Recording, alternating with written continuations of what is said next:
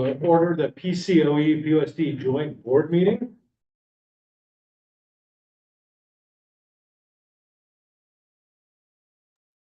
Please stand. Ready, salute. I pledge allegiance to the flag of the United States of America and to the republic which stands one nation under God, indivisible, with liberty and justice. Roll call, please. Here. Edmund. Here. Harrison. Here. Keller. Here. Here. All right. We're slightly amending the agenda. The item 7A, is that correct? 6A. Under Principals Recognition Award, we're replacing Jennifer Shield with Jason Hawkins. And while we're not amending the agenda, we will be tabling some items as we get to them, and our superintendent will fill us in on that when we get there. Unless you want to say something now. But the items are tabling? Yes, we do need to table the board organization items. Number 6. There's an ed code, kind of obscure, 35143, which sets a timeline window for board organization. It has to be after the second Friday of December in a 15-day time period. And since this meeting precedes that wonderful date by 2 days, we have to have a special meeting, so we need to table that item to make it official. Okay. Tabling those items, and the item I mentioned previously, we are making a slight amendment to the agenda. So at this point, I'm looking for approval of the amended agenda. We'll move to approve. Okay, if there's a first and there's a second, all of those in favor? Aye. Okay. As we just mentioned a moment ago, we're skipping over, I guess it's 6A. And now we're going right into 6B. Maybe you could explain that for us, sir?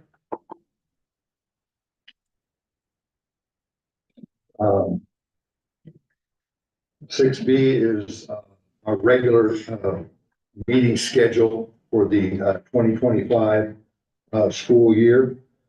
You look at that, we would not foul like we did this year, that timeline, because nobody's up for election during that time. So that December meeting can take place anytime in December.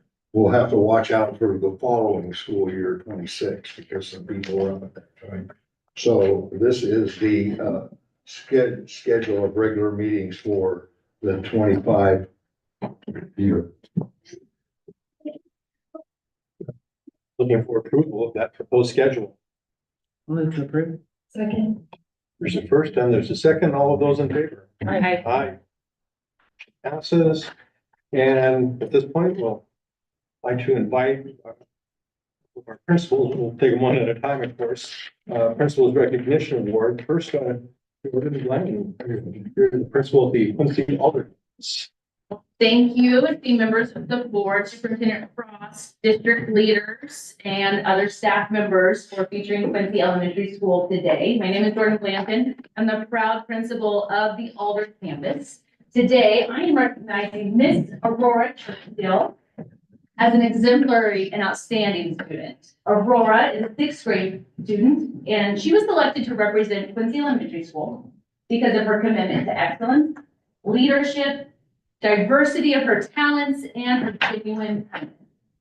Aurora serves as our community's school council secretary, and she's also willing to step up and take on any new responsibilities, which may include a school-wide game of Simon Says, or presiding over our student council meetings. So if you need any help with taking minutes today or parliamentary procedure, she is a great resource.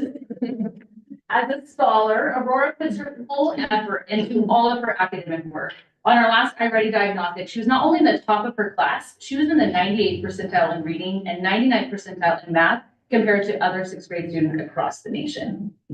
Aurora has a diverse portfolio of talents and interests. She's an excellent soccer player, a truly talented artist, and actor. You might recognize her as Miss Hannigan from from the Annie performance last season. When I told her teacher, Miss Megan, that she was selected and she was the student that was going to represent our entire school, she wholeheartedly agreed and said that Aurora has been a pleasure to get to know so far this year. She's kind and supportive to her peers, and she always stands up for what is right.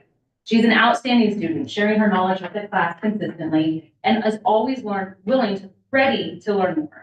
And she can't wait to see how she grows this year and moving on in her life. And she's sure it will be truly remarkable. It's an honor to recognize Aurora Churchill as an exemplary student, and I can't wait to see what she will achieve in the future.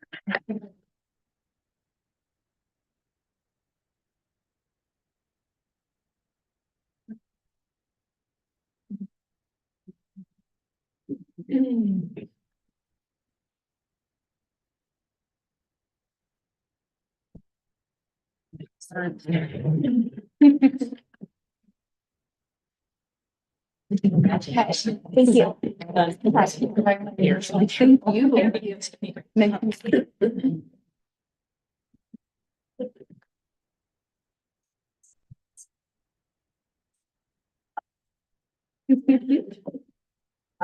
you.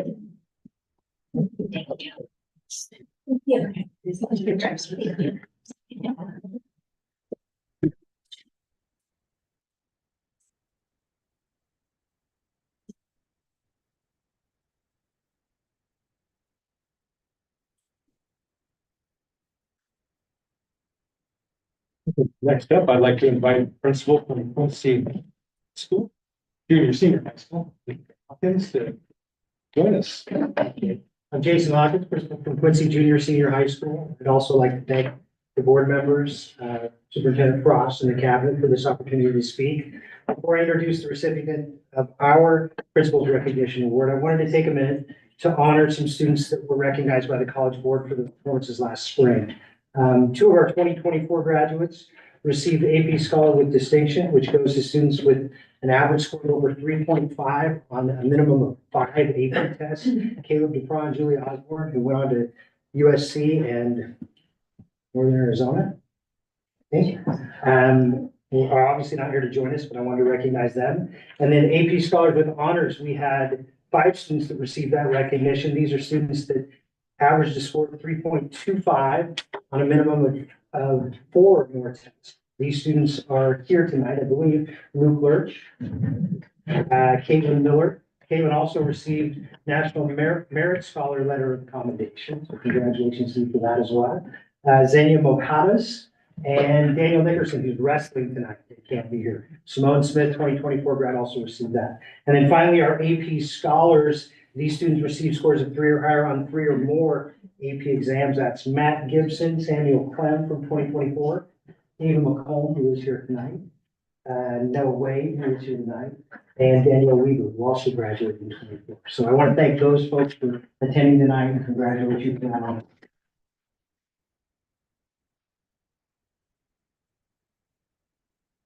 And then it's a privilege and a pleasure to talk about Jake Thacker, who's going to receive the Principal's Recognition Award tonight.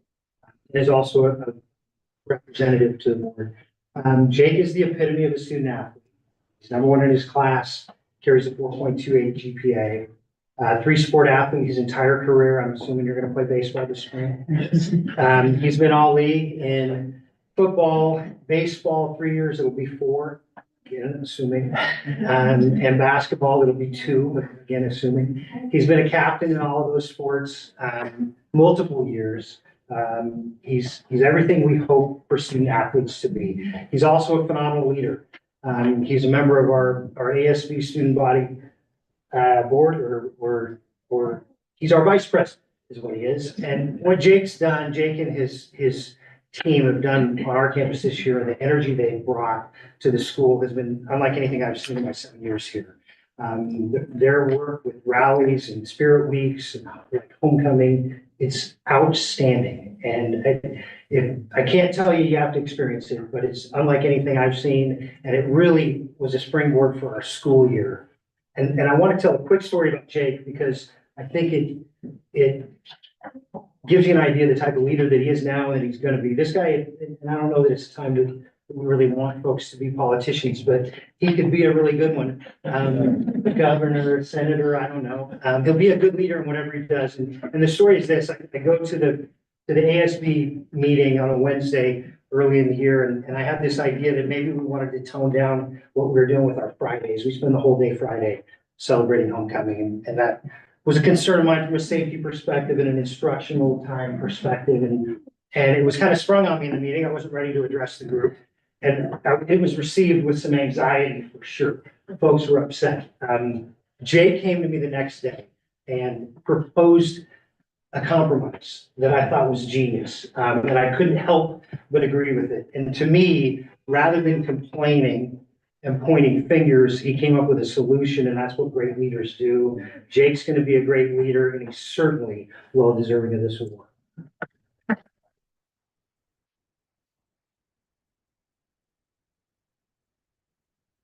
I don't know. Do we have to do pictures? Yeah. Yeah, go. Yeah. Congratulations.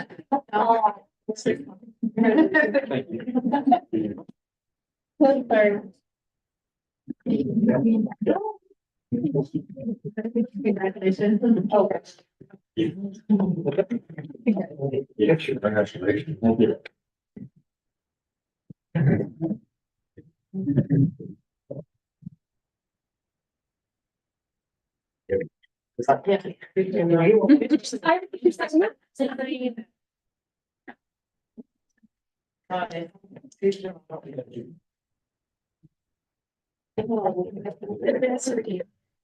Can I just say something, Mr. Hawkins? I just say, I appreciate having a packed boardroom for celebrating academic achievement, so. Yeah. And I'm sorry, I didn't mention the gym. We have our only home wrestling match of the season tonight. Okay. So I'm hurrying over there.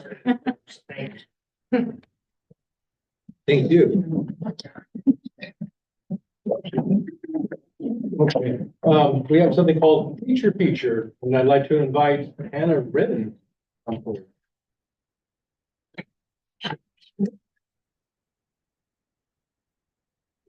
All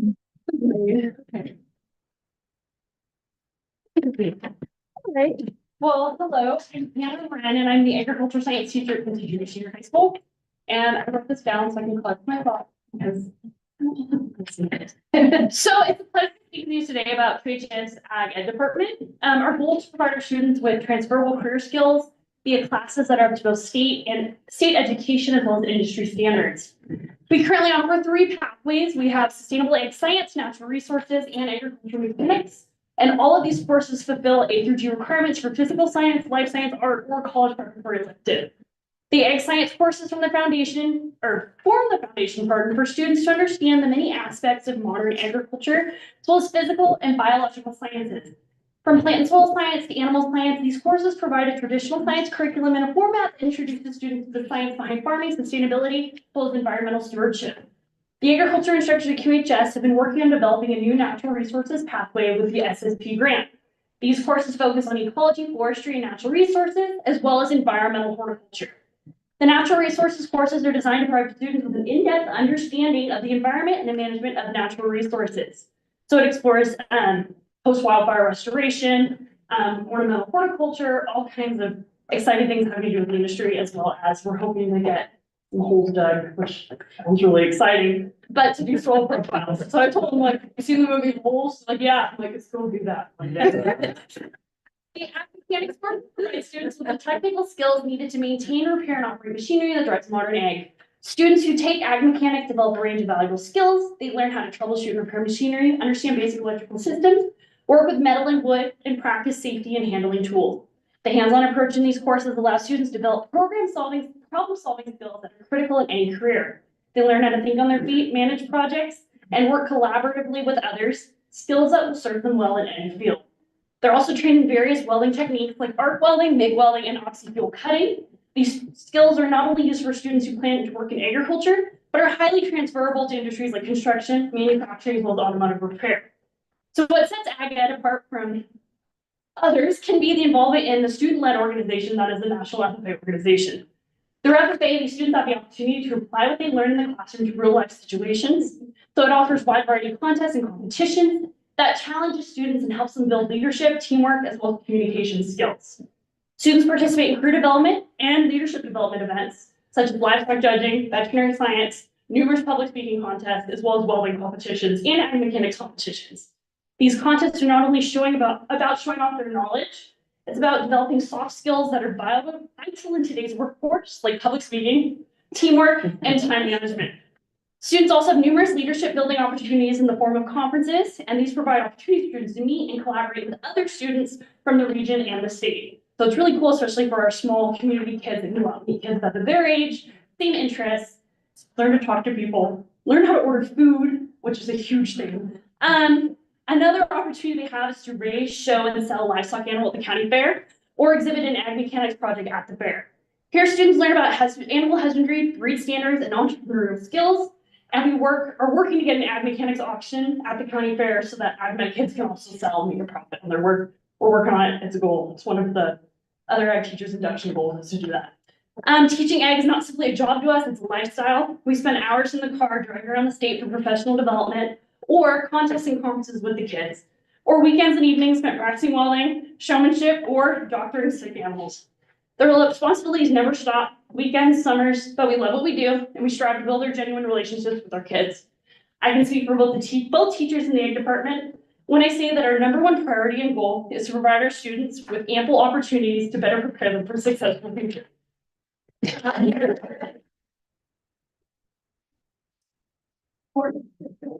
Question, how many do you have in FFA right now? Right now, I think we have 80 in the program. So any student that is enrolled in 9th through 12th grade in any of the ag mechanics or ag science courses is automatic enrollment in the FFA. So California is an automatic enrollment state. So if you're in the course, Okay.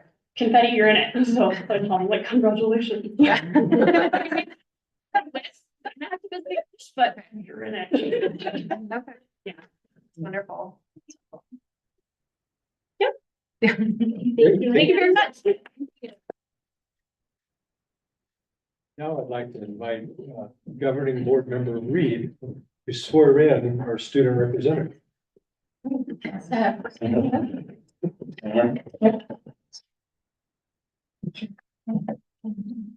I, Jake Packer, do solemnly swear Jake Packer, do solemnly swear that I will support and defend the Constitution of the United States the Constitution of the United States and the Constitution of the State of California and the Constitution of the State of California against all enemies, against foreign and domestic. foreign and domestic, I will bear the true faith and allegiance that I will bear true of the Constitution of the United States Constitution of the United States and the Constitution of the State of California.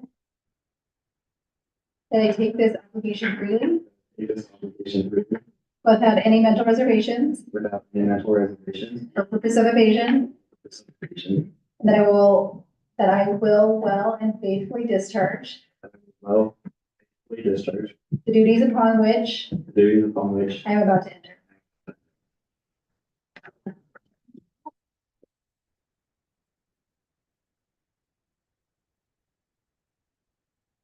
Share with us what's going on at Quincy High School. All right, I'm happy to have this opportunity. So I'd first like to share our school's motto for this year. And it is don't wish for it, work for it. And so that has been our goal for this year is like to just increase school spirit and to change our school culture for the better. And as a leadership class this year, our other goal has been just more. And so that is what we have done.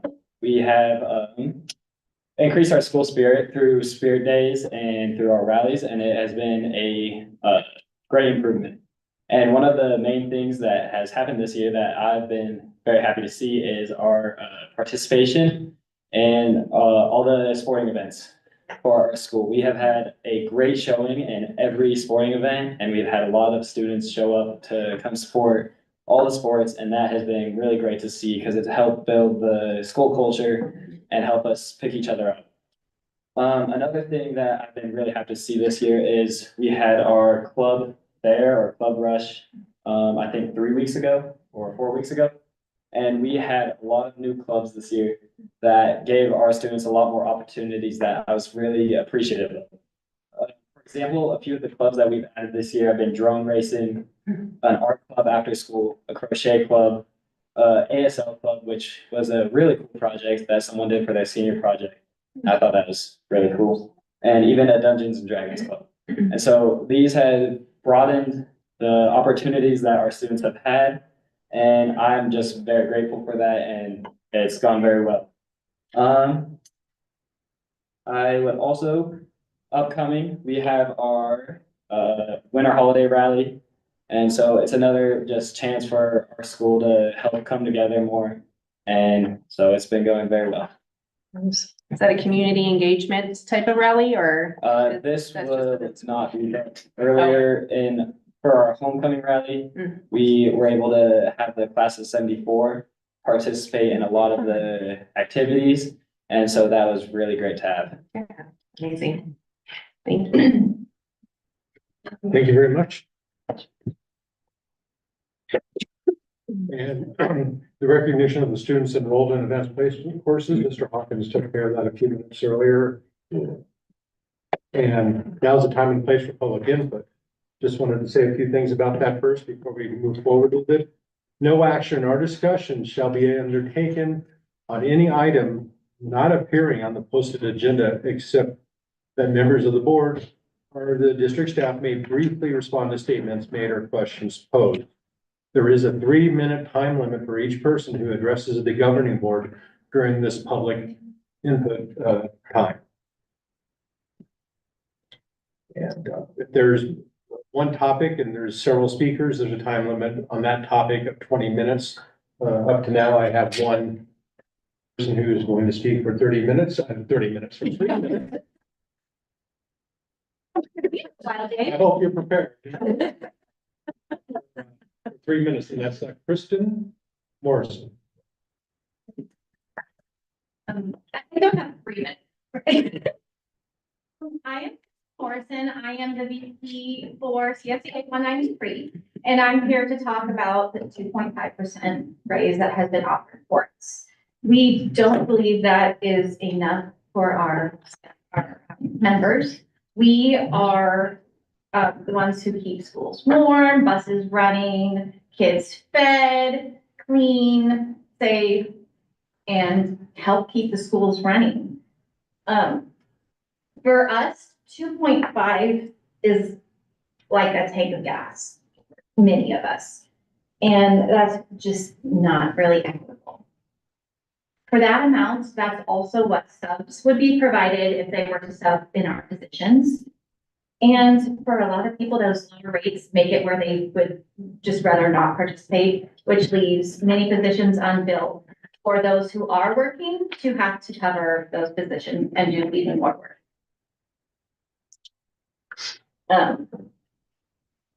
And we are not just staff, we are family members, students who are enrolled, we are spouses of employees who also work here.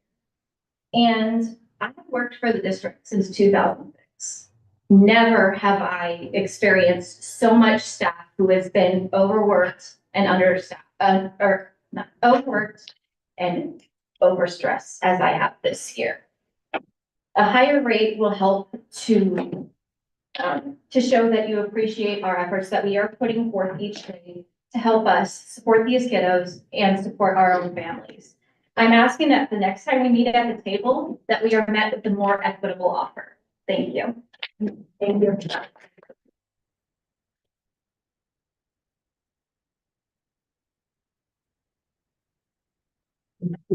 You're the only individuals put in for public comment, so we'll move forward to the next item, which is the farm to school partnership. Tell us about that.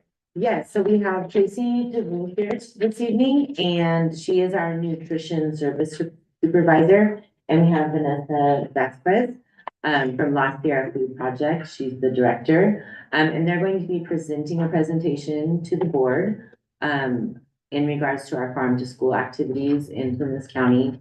We're getting ready to submit the grants again to make all of these things possible. So much for this opportunity to speak to the board. And I'm actually going to call on, we have a couple more people here. So I'm Vanessa from the Last Year Food Project. My colleague Bethany Rouse is also gonna do a little bit of talking, and she's with the Lost Sierra Food Project. And we have Kate McCloskey with the Feather River Food System Collaborative. And then Tracy, your wonderful nutrition service director, who is instrumental in making our farm to school programs work. And so we're the farm to school team with PUSD. So first of all, what is farm to school?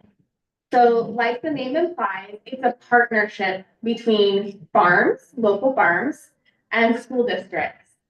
And it is about not only promoting local food access and increased nutrition with our kids, but it's also about economic development and increasing markets for local farmers. So it's a way to get to support small farms being able to access the cafeteria. And that's where Tracy's really been a champion here in Lewis County. So these networks, these partnerships are proven to be successful in increasing nutritious food in schools, increasing farm education, and raising like the economic benefits for small farms. So because of these great partnerships, there's kind of two big funding streams in the US for farm to school. So one is through the California Department of Food and Agriculture, and we currently have grants through the CDFA to do farm to school work with PUSD.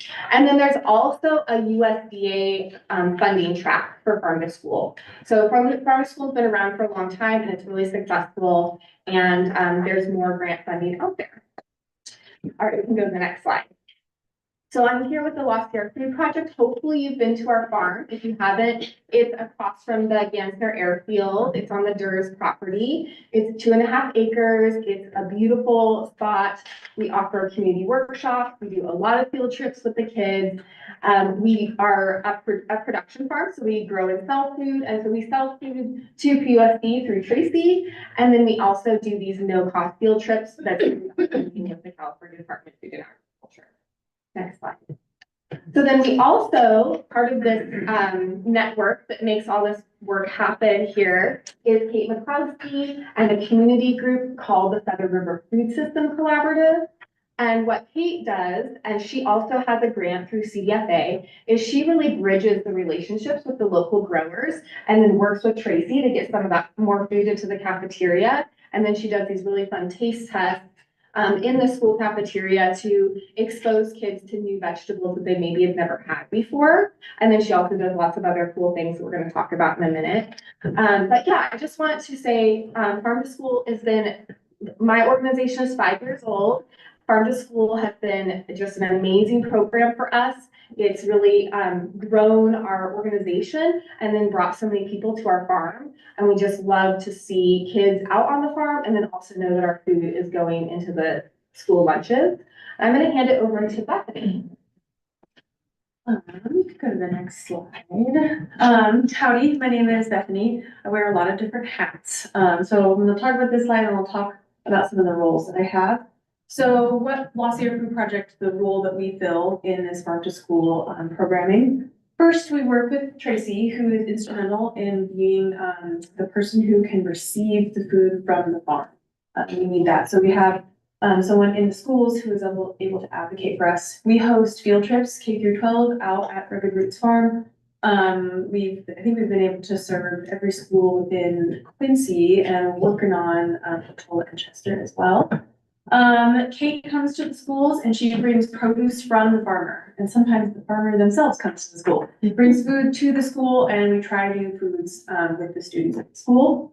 Lost Sierra Food Project also supports school gardens, culinary programs, and CPE pathways. I have a little bit of a hand in that.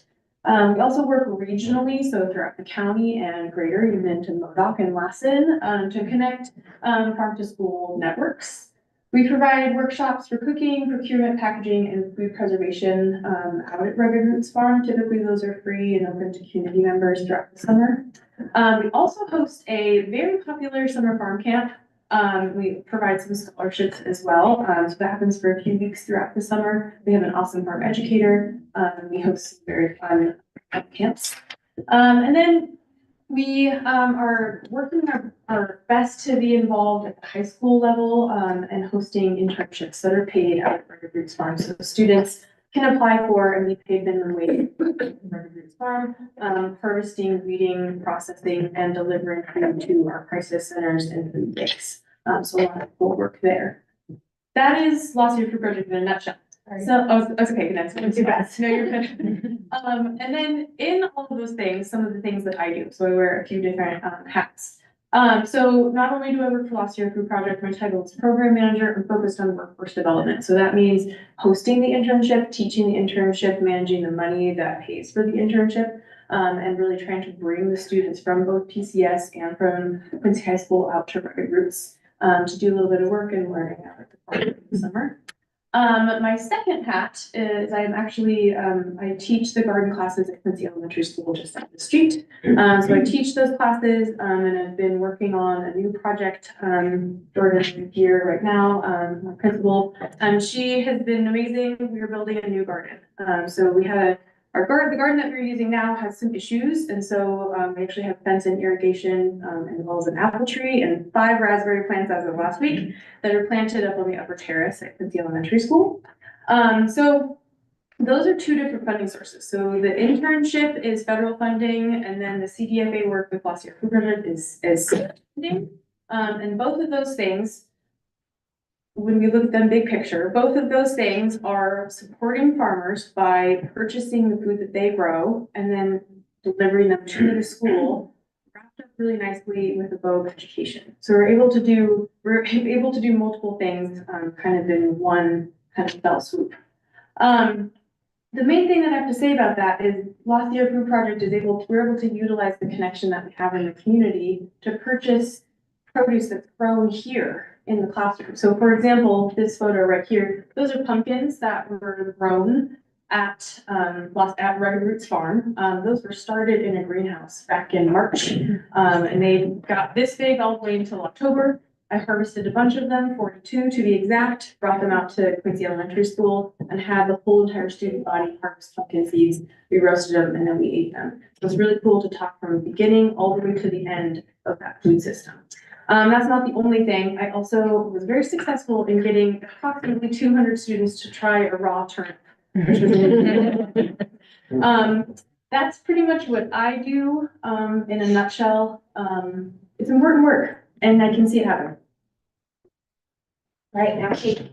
Okay, so if you could go to the next slide, that's another photo of the farm that was from this season, I think. Next slide.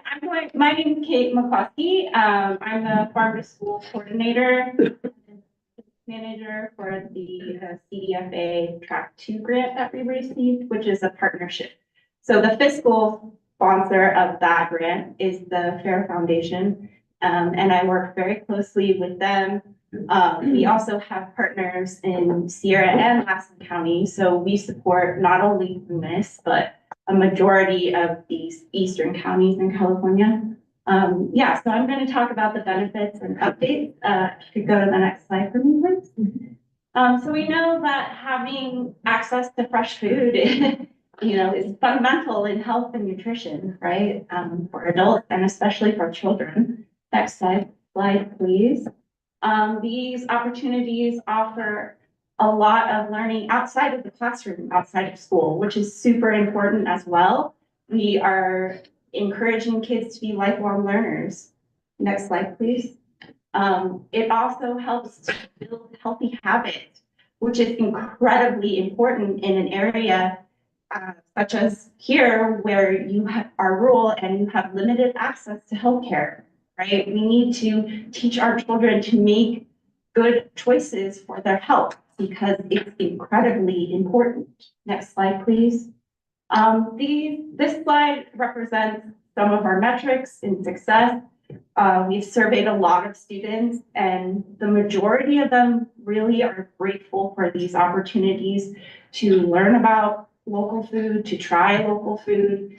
And honestly, it is the adults generally who have negative things to say. So, we ask you to really hold your tongue in these educational opportunities because it's about them. It's not about past experiences that you have with food. It's trying to encourage them to build relationships with good food.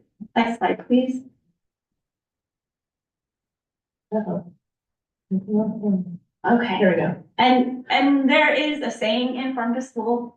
It goes, students win, the community wins, farmers win.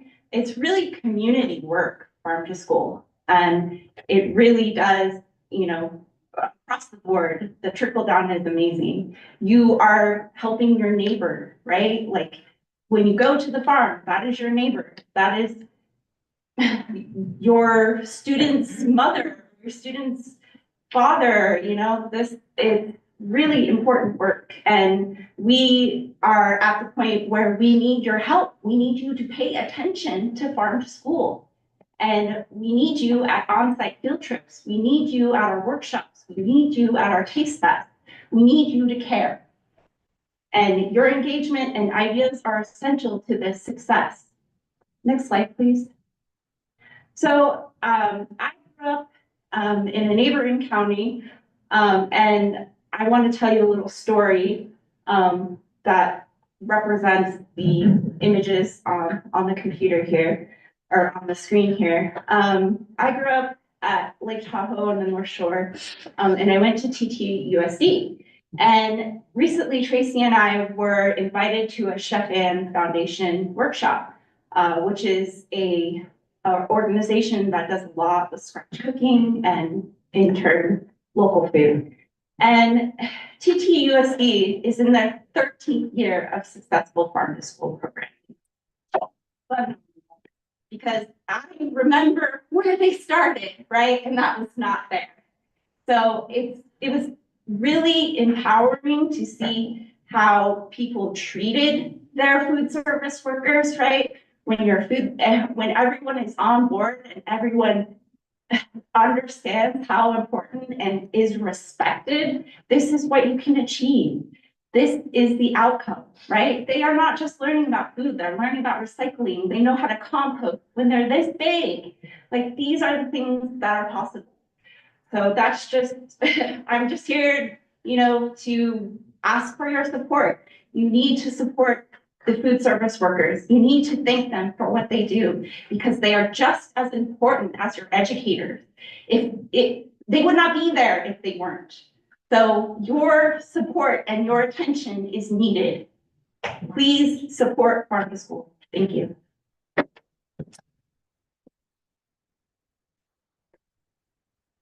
So I have a couple of questions.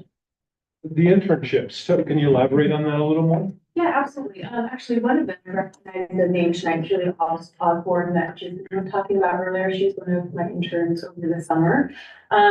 This past summer, we hired 3. I would like to have 4 to 5 this coming summer. And I would like to make the program a little bit longer, funding being something that limits us. But it's typically 6 weeks long, and we cover the whole entire food system from start to finish, and then also work at the farm as well. So that means just physical work, harvesting, weeding, and any other tasks, processing. Yeah. And that was funded through the state or? No, that's a federal funding. Okay, that's the USDA one. Yeah, National Institute of Food and Agriculture. And we'll be putting, Bethany's the project manager for that, but we'll be putting together the internship packet and start advertising it. So, you know, PUSD will see the advertisement for that. And Bethany will work with directly the teachers to get the word out. Yeah, I'll be at the school. I'll go into classrooms and talk. And so am I understanding that we're needing to reapply? Yes, so we're at that point where Well, we're to apply for the. Let me clarify, that source of funding is federal, and so no, but for the CDFA funds, yes. Okay. Well, there's Actually, so Bethany's, the high school internship, we already have that paid for this next year. Okay. But what's on your agenda today is USDA funding for Farm to School. So it would be for more of like the coordination, similar to what the other pieces of the pie that we've been doing. And Yeah, for total transparency, like right now in the county, there's 2 CDFA grants. Okay. So we have one as a farm organization. Got it. And then, Feather River Food System Collaborative has one as a community group that supports this, that is in partnership with the school district. Okay. And then, there is the next round of USDA funding that is available. And that is, a grant that's due in January 10th. And that is what's on your agenda. That would be to kind of, because Kate's funding has run out, will expire in March, will be done. So that's to kind of pick up that program and continue it on. And then, the Lost Sierra Food Project, we have another farmer grant, which really funds our infrastructure to provide produce to Tracy, to the school. So. So that's this one would be for human capacity, and then you are getting the infrastructure capacity grant individually. Yeah. Thank you. What's the funding level? The cap is that? What's the amount? Yeah. 100,000. The implementation grant, there are different grants. Yeah, our CDFA grant is about 150, but the USDA one is 100,000. And that's enough to get you through a year? It's ours, we do them as 2-year grants. Typically 2 2 year, yeah. I mean, no, it's not enough, Yeah. but what are you gonna do? You're gonna have a lot of programming. And so is the grant managed by us? No, No, We don't apply for it. We're just looking for a letter of support. no, you need to apply. we apply for We it. do. Yes. Okay. And it will- Currently you're not But they're- managing any grants, but yeah.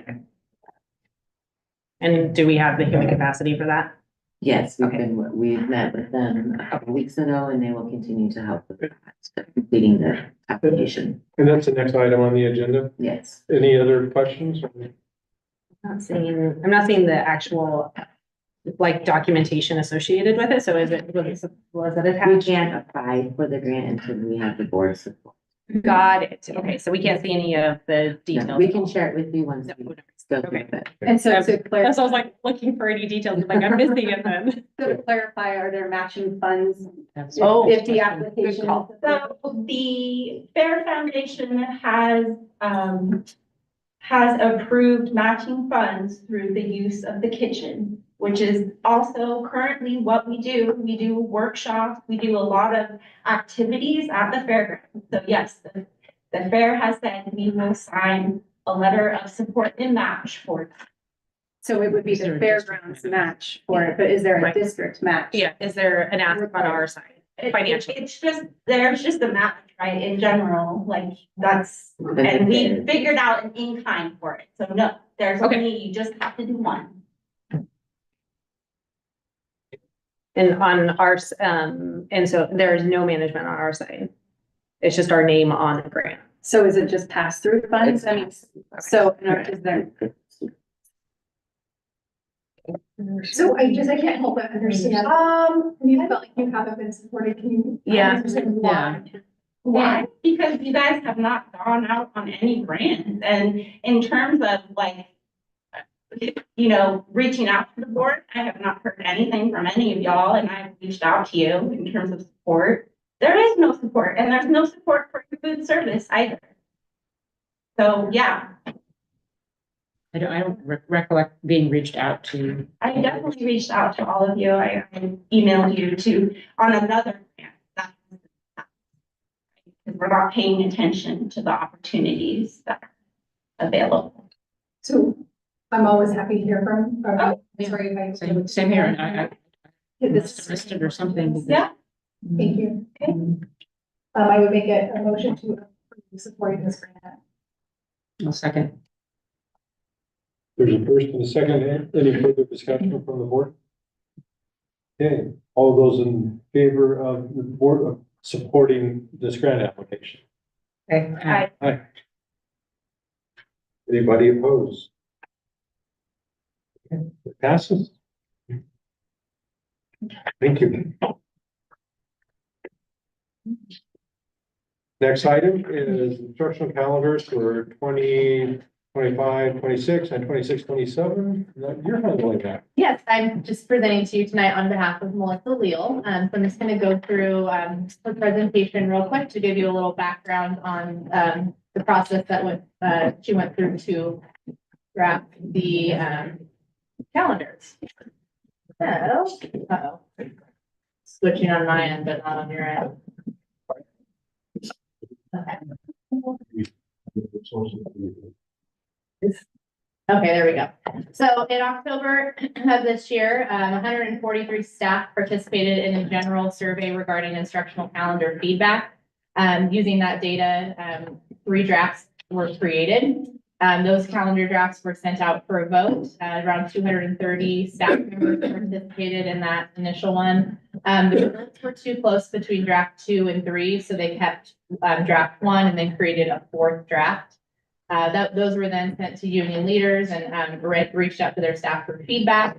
And 74% voted for draft 4. So tonight we're going to be seeking approval for draft 4. Just to give you a look at, I know it's tiny, you guys, I'm sorry. You guys have this though, right? Okay. So draft 4 would be a start date of August 20th, a week at Thanksgiving, 10 days at winter break, 1 week in February.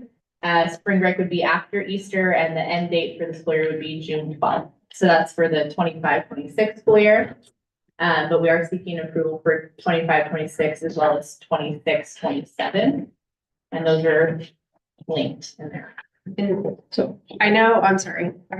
Go ahead. I was just gonna, because I know when I first started, there was also a out to parents. Did I miss your comment about parents were surveyed as well? I don't believe that the parents were not surveyed this Okay. year. We just surveyed the Okay. staff. Because I believe that was the biggest thing about the whole week in February. Yeah, and that's my question. It's like after the, Huh? Starting a week later in August. Oh, true indeed, too. It was, so I just remember that being such a large part of the conversation and was such a negative on the parent side was having to handle another full week of non-holiday. child. Yeah.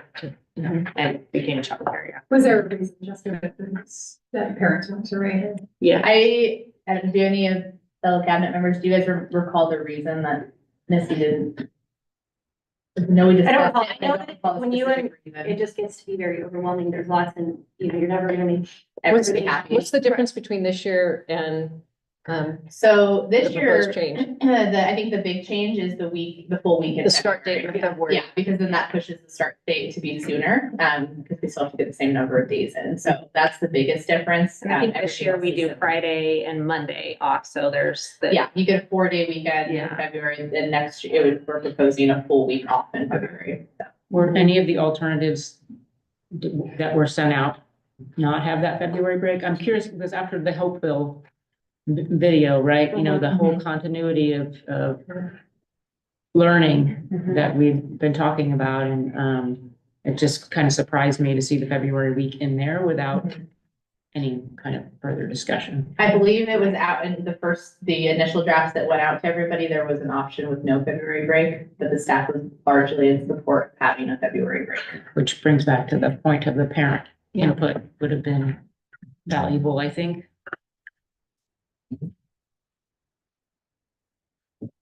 So my recommendation would be that there is a parent survey that goes out, and we make a final decision on this calendar. Yeah. Okay, On the second.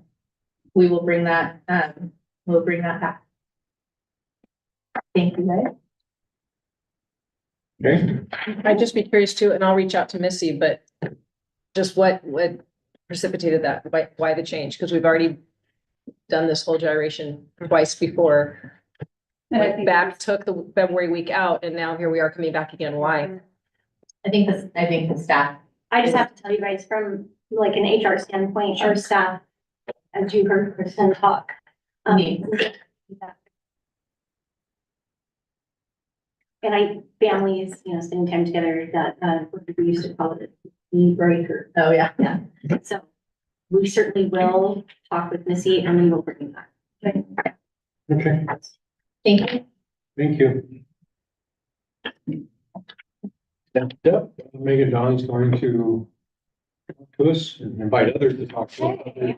superintendent. Okay, I'm going to invite Nicole Anderson and Bill Spalding up of McPherson and Jacobson LLC. They are an executive recruitment and development agency that we are proposing to work with as we move forward in a superintendent search. So I welcome you all. Where would you like us? Yeah, chair, wherever the really important. You can set yourself. Yes, here. Yeah, good evening, for the trustees, and, great to hear your story today. I was like, how can we steal them and bring them back? So look forward to seeing the great things you're gonna do, Jake. I'm Nicole Anderson, joined by Bill Spalding. I am, one of our consultants who's been in education about 26 years now. I was a teacher, principal, was on the pipeline to being like Mr. Spalding, who's now retired superintendent. And was snatched up to AXA, which is the Association of California School Administrators, which I think we were talking about earlier, right? And did a lot of professional learning in support of our superintendents and also partnering with CSBA to support board members around the state. And have had the distinct pleasure of doing searches since 2018. So I'm now on search, maybe, I don't know, 15 or so. I do have a full-time job, so I try not to do too many searches at once. But I'm super honored to have placed numerous superintendents across our state who are almost 100% of them are in their job still to this day. So we'll talk a little bit about that and probably have some questions I'm sure you'll have about the process. Of which one is standing before me, who is now retired. But as I shared earlier, when I hang around with retirees, they tend to fail. And we find ways to bring them back in education. And so I'll share a little bit more about the search process. But Bill, you want to share who you are? Well, I thank you, Nicole. I've just recently retired over the summer from Vallejo City Unified School District. I'm feeling a retirement because I'm coming back to do work like this. The part that we just witnessed was my very favorite part of every board meeting that I ever attended. And being able to swear in a student.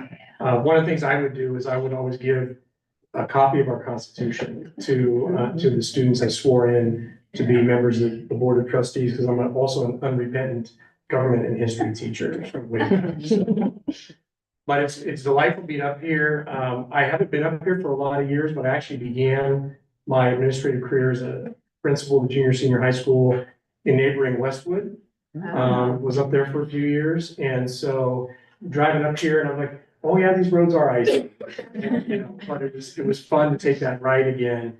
And just to see you all and see the big map and to know, how important that role is, and your role is in this district and all the various challenges that you have being up here in the mountains and in a rural district and, all the kinds of things that you're facing, but producing outstanding students. And so we want to get you the very best superintendent we can get our hands on. So we're excited to be working with you.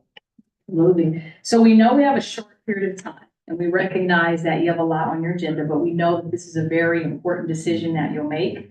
One of the most important that boards make. So it does require a little bit more discussion. So I often say to people who are in the audience, like, forgive us, but it takes a little more time. Because we do need to get some direction from you, because this is a very important decision. And we know that there's a lot we're going to learn on the journey with you to make sure that we find the right fit for you. We recognize our role is not to necessarily hire a superintendent, but to bring candidates that we recruit and have a great network and pool that we get to pull from, but it has to be the right fit. And our goal is that it's sustainable. We know, and I don't know how many were at the CSB conference last week yet. Yes. I knew it. But literally, there is a revolving door of superintendents in our state, and we're concerned about it. We think for sustainability reasons, like for our students, our staff, we need to have that sustainability in that position. And we pride ourselves on our firm, which is a national firm, and actually about 85% stay in their jobs this past 5 years. As you go further, 10 years, about 60%, right? And it gets a little bit lower as you go further into it because folks tend to retire after so much. But we feel really confident about the pool of candidates that we've already started to kind of recruit, even though you haven't officially approved the contract. But there are some great folks out there who we feel are a great fit. So one of the things we thought we'd do today in kind of a condensed version, we know that you have documents and thank you so much for, providing those, Megan. And so hopefully y'all did your homework, because I know the great boards always do their homework, right? But what we want to do is kind of go through each of those items, the calendar, we want to talk about how many questions you have about the contract itself. We want to talk about like the job description, because we do need to think about, you know, you have to advertise. So we want to have direction and clarity on what that might look like. And ultimately, you know, how we advertise, right? We're gonna have to get some direction. And lastly, what is a really critical part of our process? So you may have noticed in our proposal, there's 5 phases of this process. And one that's probably my favorite is doing what we call stakeholder input. So we know that you are the boss of the superintendent, right? A lot of people don't realize that you have one employee, right? That's why this decision is so important. But we know that your community input is huge. And so we pride ourselves on getting as much input as possible that helps support our recruiting. It also helps support you and know what your community is looking for in that new superintendent, and also even what are the issues that, you know, we need to be addressed. So that again can be the right fit. So if you have fiscal challenges, which lots of districts do, I know you all don't have that, right? But literally, like, this is a hard time in California to run schools, and you need the leader that can actually have the skills to address that.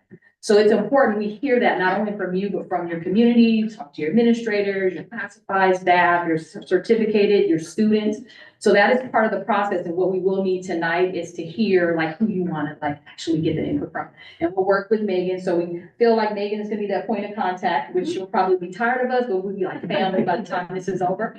And she's kind of like that liaison between the board and ourselves, because there's a lot of communication behind the scenes that happens. But our goal is to make it as easy as possible. We have a pretty foolproof process, right? As long as you follow it in those 5 phases, it worked really, really well. And we actually really have great partnerships with boards for years to come, even after the process. So I want to pause for a moment to see if we want to start with just the contract first, or if you want to do the contract after we kind of go through the process and get direction from you. And so that's something that we want to make sure we're pretty clear on any questions you have about the proposal and what the contracted services are. I just want to pause for a moment. Makes a lot of sense to me. No preference to me. Okay, so any questions? Okay. Okay. And then I think you all will take action, of course, on that. So when you get to that point in the agenda, feel free, but we want to make sure there was context for that as we get ready to share the process. All right, excellent. All right, so here's, and just to give a little context for the contract, what you see is not to exceed, right? So there, it will not go past that amount. We know that because of where you're located, there may be like travel expenses for us that may not happen because we may have to hit Zoom a few times, possibly, right? Mm-hmm. So those will be minimal. Traveling, sometimes we may decide to stay, we may decide to drive back. Those are all things that go into that additional fee outside of the normal services that go in the search. But what we did to make it simple is not to exceed, and you see the 18,000. And the fees are based on like size of district. Typically it's how our home office, which is in Nebraska, they help support us. We have a whole staff that's behind the scenes to help. But just to make sure you have context of how the contracts are drawn up. And we're really, you know, proud of the competitive work we do in comparison to other search firms, and the actual very, I would say, feasible amount that we charge. We feel like you get a great value for the work that's illustrated in the process. So let's talk a little bit about the calendar. Okay. And I do have one question. And with the interviews, it mentions in there that the interviews would be done like virtually on Zoom. Is that's a great question. So I personally, in all the searches I've done, have never done them online, which I'm thankful we didn't have like weather issues, for example. Right. You remember the pandemic, right? So there was that moment, I believe. We did yours in person. Yeah, we just had math, we did the whole, we had to separate all that. I would say it's highly, highly recommended doing in person. So one of the things we can do is we can talk about making that work. We gave you a calendar based on your draft governance schedule, which sounds like you just adopted. And the thing that will be the difference maker is when you want your new superintendent to start. So if you want to do it like, you know, kind of an expedited version, we can get this done. If you go through the whole process, like March, right? You have someone in March. To do it like a lot of boards, it would be usually July 1st is the typical start date, right? And so we want you to kind of go through the process. You have an interim. who loves to fail retirement, so that's a good thing, right? But at the same time, not forever, right? So you all have to decide when you want to have a start date, and then we can kind of backwards map on the actual calendar and then have those interviews set for in person. I think it's important to note too, that there's kind of a logic to that July 1st time. And so having a March hire doesn't necessarily mean they're gonna be able to get over here in March. So just as a caveat. Yeah, thank you. Yeah, if someone's a sitting superintendent, for example, right, they have a contract, so it's not always that easy. So I think based on the pool right now, like there is a hiring season, by the way. And so, excuse me, so July 1st is actually something that is pretty typical. But I also recognize that you have a vacancy and sometimes boards are like, hey, we want to go a little bit faster than that. So we need direction from you tonight for that. So to make it as easy as we could, we looked at your schedule and based on what we normally do, we meet 3 times with you. And so today typically is like a longer meeting at times because we need more information. We will communicate with you throughout the entire search. You can reach out to us individually at any time, but we meet 3 times because we need to get particular information and there are some moments you'll have to take action in a regular meeting. There is one long meeting we'll have with you, we will become like close family because we have to go through all the applications. And it does take hours to do that if you really give it the right time. So if you take a look at the 2 calendars you were given, just to give context, there was like an expedited version and then there is a regular version. Okay, and so based on your meetings, I highlighted them in yellow so that you could see when the actual meetings are, which requires, you all physically to have us with you. It might be virtual depending on how the weather is, but these would hopefully be in person if it was possible. And you can see what I try to do is we give you kind of a detail of what's going on the entire search. So you're never having a question of what's happening, right? So in between your meetings, what are the consultants? So what you see, if you take a look at the version, it says 1A, which is the July 1 start date. So this is a typical search, right? If you kind of take your time. So you can see we've already started preparation, but if you go tonight, you see the first meeting. We're going to talk about the things that I shared earlier. You can notice the consultant task after tonight. So we have some work to do once you all give us direction. And you can see part of it, we'll talk about the advertising and creating that criteria. If you jump to January 15th, which is on the next page, that would be a meeting where we would continue our process. And this is one where I don't know how the weather will be, but it is one that feasibly could be on Zoom if necessary. And we would need to continue getting additional information from you, which includes that criteria, the job description, because depending on how tonight goes, some boards need extra time. Some are like, hey, this is what we want, let's move. So that agenda may vary depending on what you all want. We do also go through a process at that time to determine your like how you want to do interviews. So we start to think about, do you want stakeholder input or do you actually want to have what we call a closed process where you have no stakeholder panel, right? So we'll talk about that further down the road. You'll notice when we do advertising, okay, so we have to also determine like when do you close the job, because that will also determine how fast or slow we go. And so you can see that all this during this time is also happening. We have our stakeholder input session. So we would work with Megan to determine a schedule. And we'd actually come up here, usually like one time in person, meet with like we'd sit maybe in a room like this or at school. And you have a rotating schedule and folks would come in, it's about an hour for every group. And we actually ask them 4 questions. What's good about the community? What's good about the school district? What are the issues? And then ultimately, what do they want to see in the next superintendent? And so what you'll see here is a laundry list of things, right? In terms of people and maybe some constituents that you want us to talk to. And it could be individuals. Some say, hey, talk to the mayor, talk to the police chief, you name it, right? So you all determine who do you want us to talk to. And then when that's all said and done, we actually provide you with a report. I did bring an example if you're curious about what that looks like, but it's pretty awesome because what it gives you is good information about what the community is feeling. And there's also an online survey so everybody can access it. And whatever you need multiple languages, we can have it interpreted in multiple languages too. But that would go out to parents and parents, yeah. It could be like put it on your website, you name it, but it's making sure everyone can access that. What's not to say, I really want to do this once right. And I think that we need to take our time, and so I'm not a fan of the expedited schedule. I'm more of a fan of the I agree. I was thinking the same. Great. Okay. Excellent. So based on what you see here, take a look at the dates, because we coincided it with your actual board schedule. And there is a date, that shows up on, March the 5th or 6th, which is one we added as what we call a special meeting. Because that's the one where we're gonna need time to meet with you in closed session to go through all the applications. And so we chose that, of course, looking at our schedule, looking at your schedule. We try to avoid like the board meeting week so we don't completely drain you, right? But that would be an in-person meeting, hoping we don't have any weather issues, but you can see on here where there's a lot of closed session work. And ultimately, the only open session item would be just to report you have an interview schedule. And then you can see interviews then show up. We chose April 18 through 19 or 25, 26. And so typically it's 2 days. It could be one, but you won't determine that until you have that March meeting with us because it depends on how many people, right? And we'll give you a whole process. We'll go through all of it. There's a lot of options on how to do the interviews.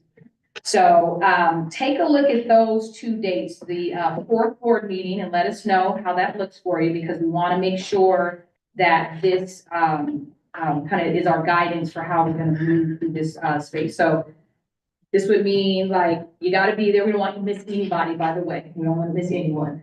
So if you have a wedding or birthdays, things like that, between that and the interviews, like don't pick, let us know because we don't want anyone not here. So March 5 or 6 is that one single meeting for the special meeting with us to go through your candidates and actually really take the time to set up your interviews. So one of those 2 dates I'm proposing. You're saying from 4, starting at 4 p.m.? That's, I put to be determined because you all started at 4, so I just kind of selected that time, but if you want to start earlier, later. Both of those dates work for me, just not until 4. Okay, excellent. I'm not push later to the 6th just because I have WASC in Chester that whole weekend. And I'm afraid in case it's gonna go Monday or Tuesday into it, that's the only thing I'm worried about is our WASC going out further. Okay. If you're not available later. The April 25th and 26th, I'm not available those 2 days, but I could do the 18th or 19th. April, what date? But the 18th and 19th is Easter weekend, and that's the only concern I have is the 18th, 19th is Easter weekend. Yeah, and then remind us of your spring break. I don't know how to say That that. Yes, I'm probably not straight. Spring break, yeah. That's sometimes will impact. It's after Easter? The weekend for Easter? We have, Okay, then I put it in my. No. So spring break is the week of. I don't have kids anymore, so no, I don't. The 14th through the 18th. They graduated, no. So 18th is out. Okay, so 14 through 18. So go to the 25th and 26th. And so let me, I know we're skipping interviews and want to go back to that March date as well, but typically we do these closer to a weekend because that Saturday does give you a lot of flexibility. But you can do them during the week as well. It's up to you. It's really what works for you. But typically it's a Friday going into a Saturday, because you need an all dayer for your final day because you have to deliberate. So I guess I'm just not gonna suggest that Saturday before Easter. right. And which is the Saturday before Easter? Sorry. The The 19th. 19th, yeah. Okay, I'm not available on the 25th, so. Can we get some other dates? Yeah, Because I think it's really important that we have our entire board. So 11 and 12, tell me about that. I'm good. I'm good. My work, actually. April 11, 12. Make work.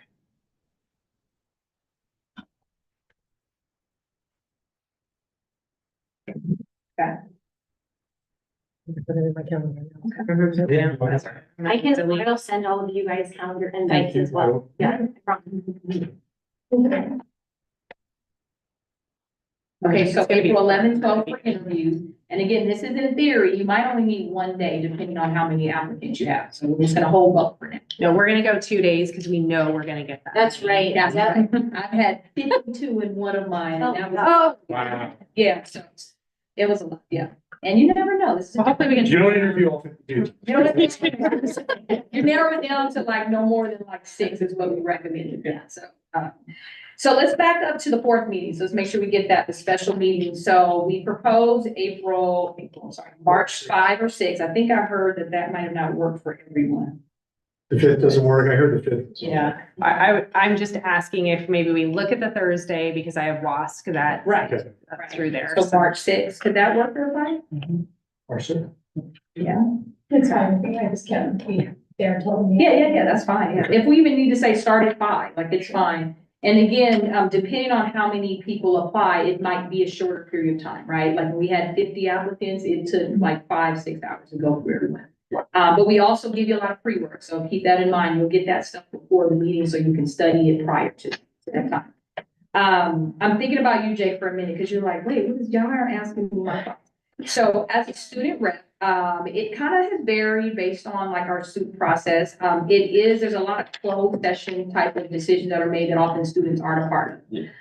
But there is space where, like for the interview process, you may say, hey, we want to have Jake be on the interview panel, right? Which is absolutely something that you can decide. There are some decisions that you're gonna learn since you just got sworn in today. You're like, this is a lot. So really what we're saying is you're gonna be the next superintendent is what we're really. But we gotta let you graduate first and all that good stuff. However, you all can decide how you would view Jake in the process. Definitely want to talk to you about input, and we'll probably lean on you to get students to meet with us. Yeah, that would We'll talk about, Yeah. I think, structure later on. excellent. Yeah.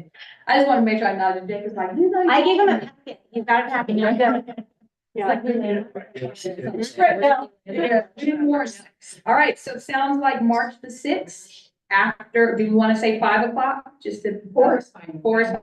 So March 6th, I'm just gonna say 4, and the end time would all depend on, kind of how much time you need. Then I'm assuming here. Yeah, here's perfect, yeah. Well, And because some of us travel, so like we Yeah. travel an hour to get. Yeah. That's why I was asking, just to make sure we They'll need schedule it. food and all that, so we don't get hangry during that time. All right, so looks like, just going through the rest of this, the calendar, you can see that there's the whole reference check process we do. At the very end, you all will have a chance to, we do actually a couple of different versions of checks. Going through, your finalists that you select. And then if you want to do a second round, by the way, that's something you might determine later on. And then, what we did put on the calendar based on the governance calendar is when you select your finalists, you have to actually approve that in a regular meeting. And so we put May 14th based on your calendar. And then what's nice is it gives some time for carryover with interim and then just like a transition, depending on where they're also coming from. So between that and July 1st, give you plenty of time, which I think is great. So it sounds like calendar's okay? Nice. When's the regular April board meeting? The regular. It is April 9th. Yeah, I think it was too soon, yeah, because it takes at least a week to do negotiation of contract, so that's why we kind of gave a little bit of time. So it may change when we get further up, but it usually you got to give that window for negotiations after the finalist is selected. Yeah. And do you usually have one or two board members go on the visitation? So great question. You do whatever you like to do. We've had a variety. I would say the most of my searches, our board members didn't do visitations. We just did a lot of deep reference checks. So sometimes you'll have like 4, 5, and 6 rounds of reference checks as you narrow it down. So that's one option. During the pandemic, we also had board members connect via the phone or like Zoom if they wanted to like talk to someone versus fly, somewhere or drive. So as we cross that bridge, definitely that's an option. Yeah, great question. Yeah. Good questions. All right. So I know we got to hustle because you all got business. So a couple of other important things, just real quick. I had mentioned the advertising piece. So in our advertising, we do need to know what we're advertising, right? So what's the job description? We call it the criteria. So to make it expedite a little faster for you, we provided some samples. Okay, so what we typically do is we have language. And so I don't know if you all saw in your attachments examples of brochures. You all see those? And if not, I have a few that I can let you look at now if necessary. But the brochure that we hand out is actually something we can send electronically, we can send, in person. And there's a couple of different venues and spaces where the advertising is happening.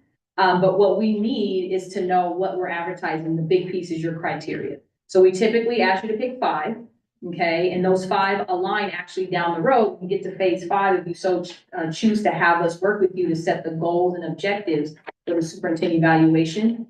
Then we also align that with those 5 criteria that you pick now, okay?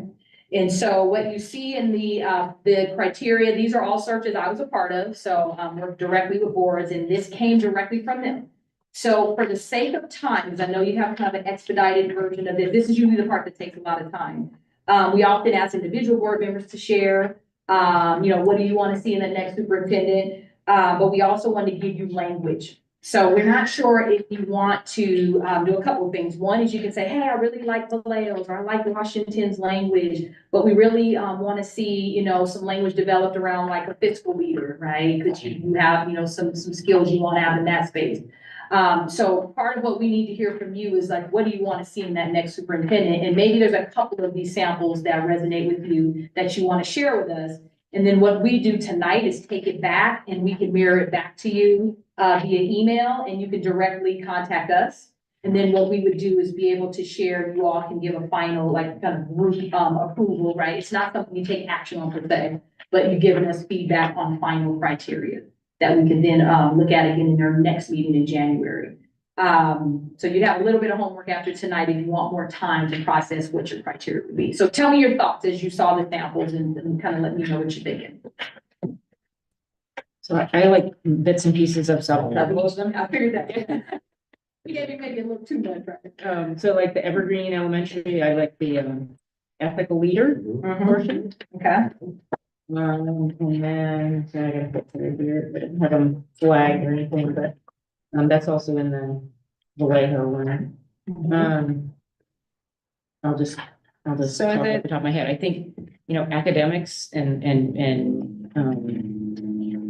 ensuring that our, so it's kind of the student-centered theme, but it's also an emphasis on Okay. on academics and on academic growth. And then the fiscal operations, I think, is important for us. I would second what Leslie said around the fiscal operation. Fiscal, yeah.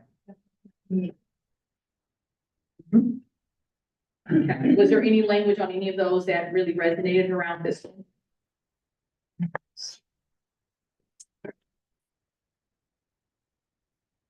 And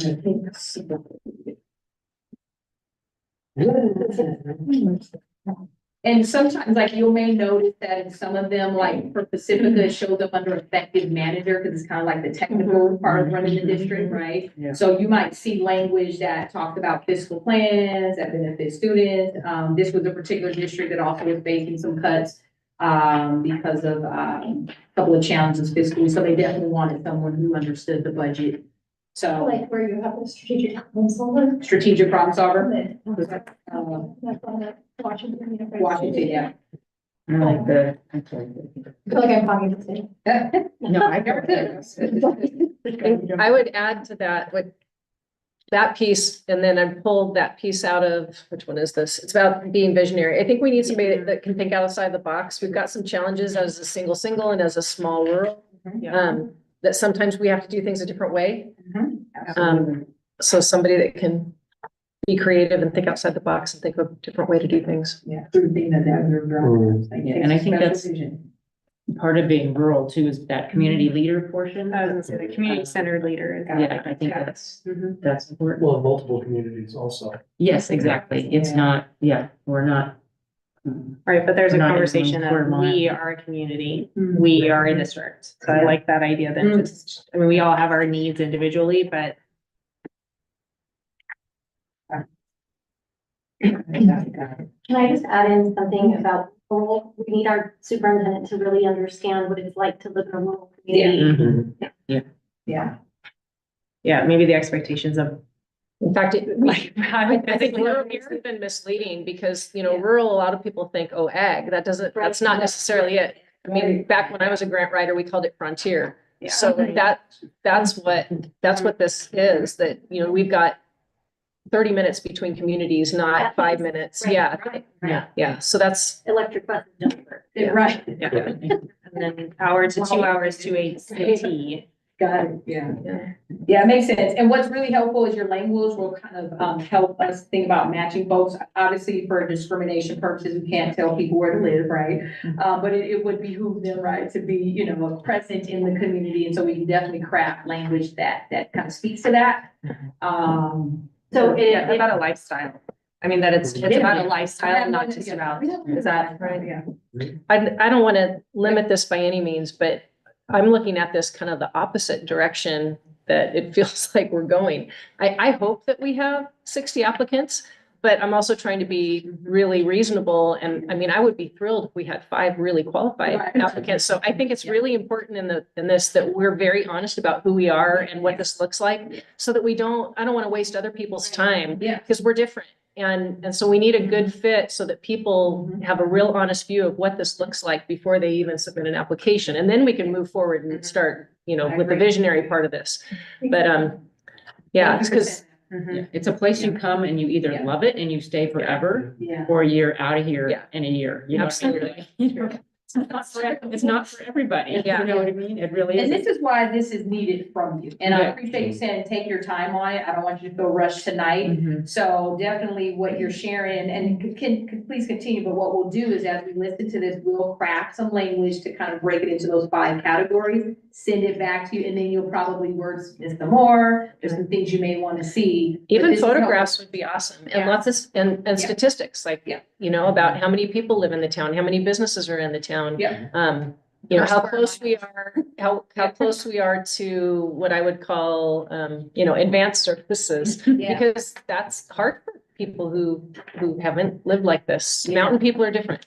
Here's an example. So, I don't know if y'all saw the attachments of the brochure. But just to give you a sense of, Market this your is, lifestyle for the hospital, like Seneca does. And so I'm wondering if we can't, because I can pull from Seneca too, and just pull some of that lifestyle I did share, conversation. we have one currently, that's, and so I will share this with the report and I'll share That's it with you perfect. as well, it has current pictures. Yeah, and that's what we would need. So this is an example of the brochure, which is everything you said. Like, we actually have an actual like kind of demographic page. We say, hey, share with us what you want us to highlight. Because we need to advertise and share exactly what you want to be, have presented to folks, so that that truth is very clear. And it helps us with our kind of matching, right? Yeah, yeah. So definitely, so I have extras if y'all want them. I just wanted to make sure you could kind of visually see, what that process would look like. So, well, where does that, and I'm sorry to answer this, where does that brochure go? Is it a mailing list out to people, or?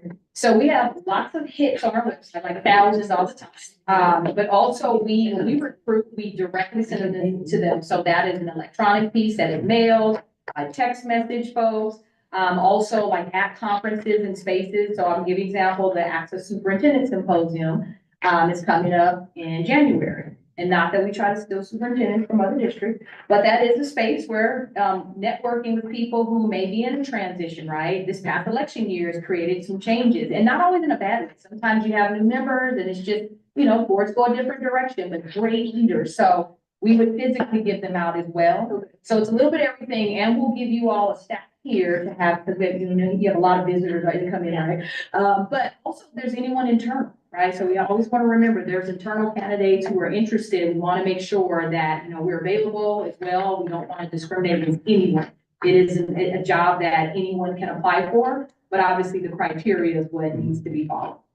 So one of the things, do you feel like you all want some more time to process this, and then maybe share? We usually give you like a deadline and say, hey, you got to respond back to us consultants, right?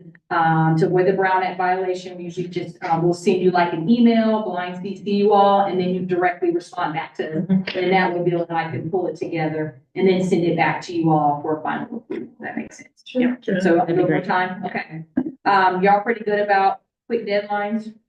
Because you know, the winter break is coming up too, so we kind of want you to do this like pretty quick. So today's the 11th, like if you had, what's the day? This Wednesday? So Yeah. next week is the So- 18th, the week after that's Christmas Day. Yeah, so how do you feel about knocking this out by the weekend? Or do you need to go into next year? Say it again? If I don't do it by the weekend, I'm not. I was thinking, do it quick. All right, so we have a deal, that you can get it back to us by the end of the weekend, right? So we'll send you an email, we'll send you an email so you can make sure you know exactly what you're doing. We'll take this feedback you've given so far, but ultimately, we want to make sure that you individually get this feedback, okay? And so from there, we'll also ask you one important piece, is there is a part about requirements versus preferences. So do you want them to have a doctorate degree, right? Do you want them to have certain experiences? Those are all things that we want to make sure you're clear on. And so you may notice in some of the examples, you see it at the very bottom, like, do you want them to be bilingual, things like that, right? So those are things you want to decide, okay? Lastly, with that, the advertising piece. So there is an additional cost potentially depending on where you want to advertise. So the cost of the contract, as I shared with Megan, like, those are things that are part of the process. I think you have it in your folder, it's a one pager that just shows fees for advertising because there's some national platforms. And then the ones that we typically use, AXA, right, EdPal, there's a printed version, there's an online version. That's where a lot of administrators go. EdJoin is a very popular one that most HR departments use. Obviously using your own HR space as well. Yeah, so am I able to? Please. Okay. Yes, so definitely using your own platform. And then there's a few others to consider. There's Ed Week, which is one that some have used. There's an additional set of folks who we network with, the CALSA, CASA, CAPL. There's a lot of other associations that we have good relationships with, so typically there's no fee for them. But if there is a fee, we would let you know and say, hey, here's, the advertising cost, which is part of what most boards commit to. The typical, I think, fee for advertising, if we did those major platforms, is about $1,000 to, I want to say, $1,300. And you kind of see the list on here, based on some of the fees, like the EdCal, to run it for a week, right? You probably want to run it for multiple weeks, things like that. So that's the typical process, but we need to get direction from you before we reach out to AXA and get this, on their radar to get started. Can you give us, a recommendation of, because I know that Yes, some are more I popular placed than it, others. let's see, I placed it actually on that search calendar for you to see. I just did it for myself. So if you go to that second page in the search calendar, I think I bullet pointed the main ones that we would recommend. The other ones, it doesn't really get as much traction. So EdCal print before posting, so it's about 30 days, about a month online, right? Our McAjay website, that's part of the process. We've actually already started that. EdJoin, we recommend, and probably the 60 days. That's the one that a lot of people go to. We have our McAjay brochure, right? So that's part of it. And then the Ed Week is the other one. I would trust you. Yeah, those are typical. Yeah, I wouldn't recommend too many more. I don't think you get more traction because of those. But remember, we are plugged into a network. So that's kind of part of like having a consultant. We just kind of pull out the network. So yeah, so I think if I hit everything, maybe we do it in 30 minutes. Yeah, we should. Once we leave, like, we don't want to bug you except to make sure you have your homework assignment back. I think we got. We're gonna bug you. Yeah, oh, that's what it was. So stakeholder input groups. So we can work directly with you to start creating a schedule. Take a look, I think it's on the second, third page of that calendar. Just double check and make sure that list of people that you think you want us to talk to, third page. Let us know if that's kind of hitting your vision for who you want to hear from. That's super important. So obviously your admin at the site level, right? Talking to your principal, your APs, your district level admin, your teachers. We typically do 2 sessions for those. We want to include counselors as well. We say open, meaning anybody can come, and usually do like a couple of them so it's accessible to folks, because the times aren't always the easiest. Usually we do union leadership, kind of separate, if that makes sense. So the executive leadership for each union. Definitely our students, your parents. So making sure you have several forms for your parents. You can do morning ones. We've done it at times where we've come and sat at a school, like right after, school was opening. That doesn't always work well in spaces like yours because you have a lot of kids transferred on the bus, if I'm not mistaken. So you might not see the parents, right? So the Zoom process probably is going to be more feasible. But just take a look and see if there's anyone we're missing on here or something that's not relevant for your district.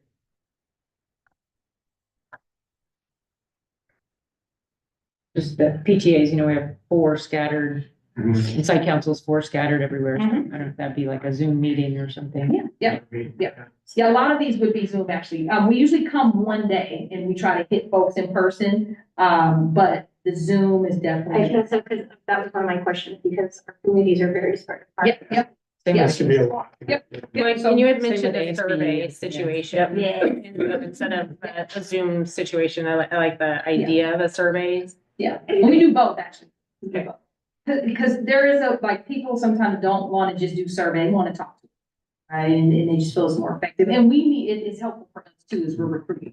Okay. So we do both, actually, and you can see there's some deadlines we have, so we put like January 24th is the last day of the survey. That gives us time to pull the report together and give it to you, because you all are gonna see the report actually. And you'll get to see everything minus, you know, if there's anyone that use curse words or, you know, use names, right, things like that, which is very rare, but we redact those out. But we let people speak their truth. Yeah, so. I think that is everything. Megan, Wow. how do we do? Thank you guys. I think that just having you here and explaining to us in person and the questions and interactions, I think we feel really good. And so we will talk tonight and yeah. We're real excited about this. You know, we were driving up and it was like, this is gonna be really something. Yeah. So when were you in Westwood? In the early 90s. So it was a long time. So you would have interacted with me, I'm just saying. Oh, really? I was in Chester. Okay. We should play you guys in football And basketball. and basketball. And volleyball and track. Yeah. So my assistant principal was Phil Bryant. Say it again. Phil Bryant Mhm. was my assistant principal, he was Mr. Basketball. Yes, I was gonna say, yep, and then the Miller girls. Yes, That was Miller, my- yes. that was Tara. The ball, yes. Yeah. Yeah, Jeff was my coach and counselor. The girls were phenomenal. Yeah, and my dad was a teacher in Chester. Okay. Yeah. Okay. Yeah, so too fun. Well, It's always a small world. Somebody remembered, like, that was a long time ago. Yeah. I hate to say I don't remember you, but. It was my first principalship at 29. I don't know what I was thinking. I love it. I love it. Especially in Westwood. Yeah, I learned a lot. Sorry. I learned a lot. We did some, I was talking to Nicole, the way we did a lot of dual enrollment stuff in Madison College. Yeah, no, exactly. And a lot of workforce. I did it with FRC for my sophomore, junior, and senior year. Okay. Yeah, I was one of the lucky groups that got to be a part of that. Yeah. Yeah. Well, we appreciate your time Thank and you. thank you for, you know, taking, such a deep consideration. And again, one of the most important decisions you make, on behalf of your students and community. So we will hang around for a little bit just to continue to like hear all the great things you're doing. So we continue to get to know you and your community and just some of the great work. So thank you again. We'll be. Thank you. Thank you so much for the. Yeah. Thank you, man. Right, thank you.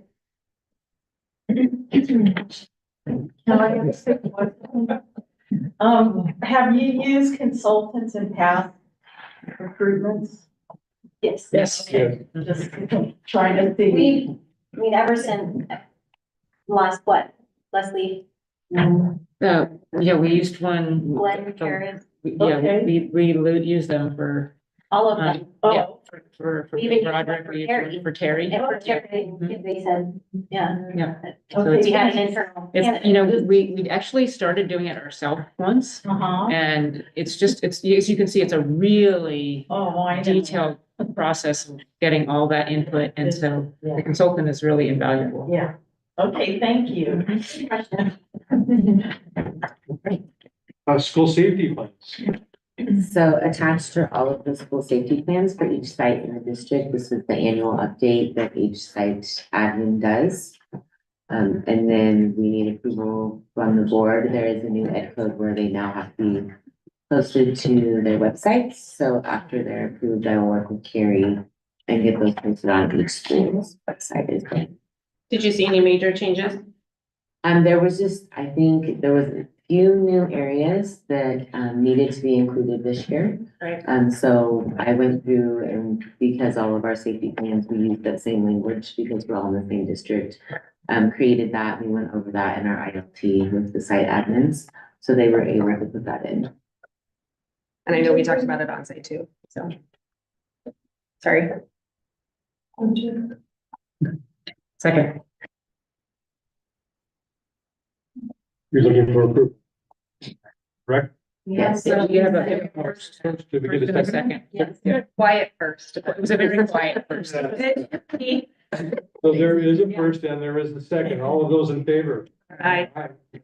It passes, and general fund facilities, or however the right way to say it is.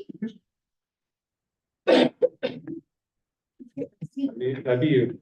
That is me. Okay, so on our facility, PUSD facility contracts for this month, we're looking for approval of our annual snow removal contracts in each community, two of which will need ratification, as I believe we had started. They needed to ratify it so that because the superintendent, it was under the threshold. And then the fourth, is the additional DSA project inspection for Greenville concessions and field repair. Are we doing our own snow removal at Quincy? The maintenance department takes care of the Quincy communities. Is, out of curiosity, so is this also sidewalks or is this only parking lots? It just says services. You know, it was interesting, we had this conversation at ILT the other day, because up in Chester, they were doing the removal on some of the sidewalks. I think that was a courtesy, but generally it's just the parking lot, sidewalks, and then our staff. Because we only had one staff person last year, and that's why I'm asking, is because we actually only had one person to do both facilities. And so I know that they helped out, but I wasn't sure if it was part of the contract to do Yes, side. it's not. Again, I think it was just a courtesy. Okay. Do you have any guess what was the increase over last year?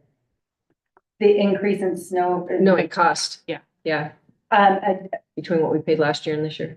I'm not really sure, other than if we had used, Dig It. Yeah. Mhm. And these are not to exceed type of Correct. ones. And then if we need to for funding, we would be asked ahead of time. Yes. Yeah. Yeah.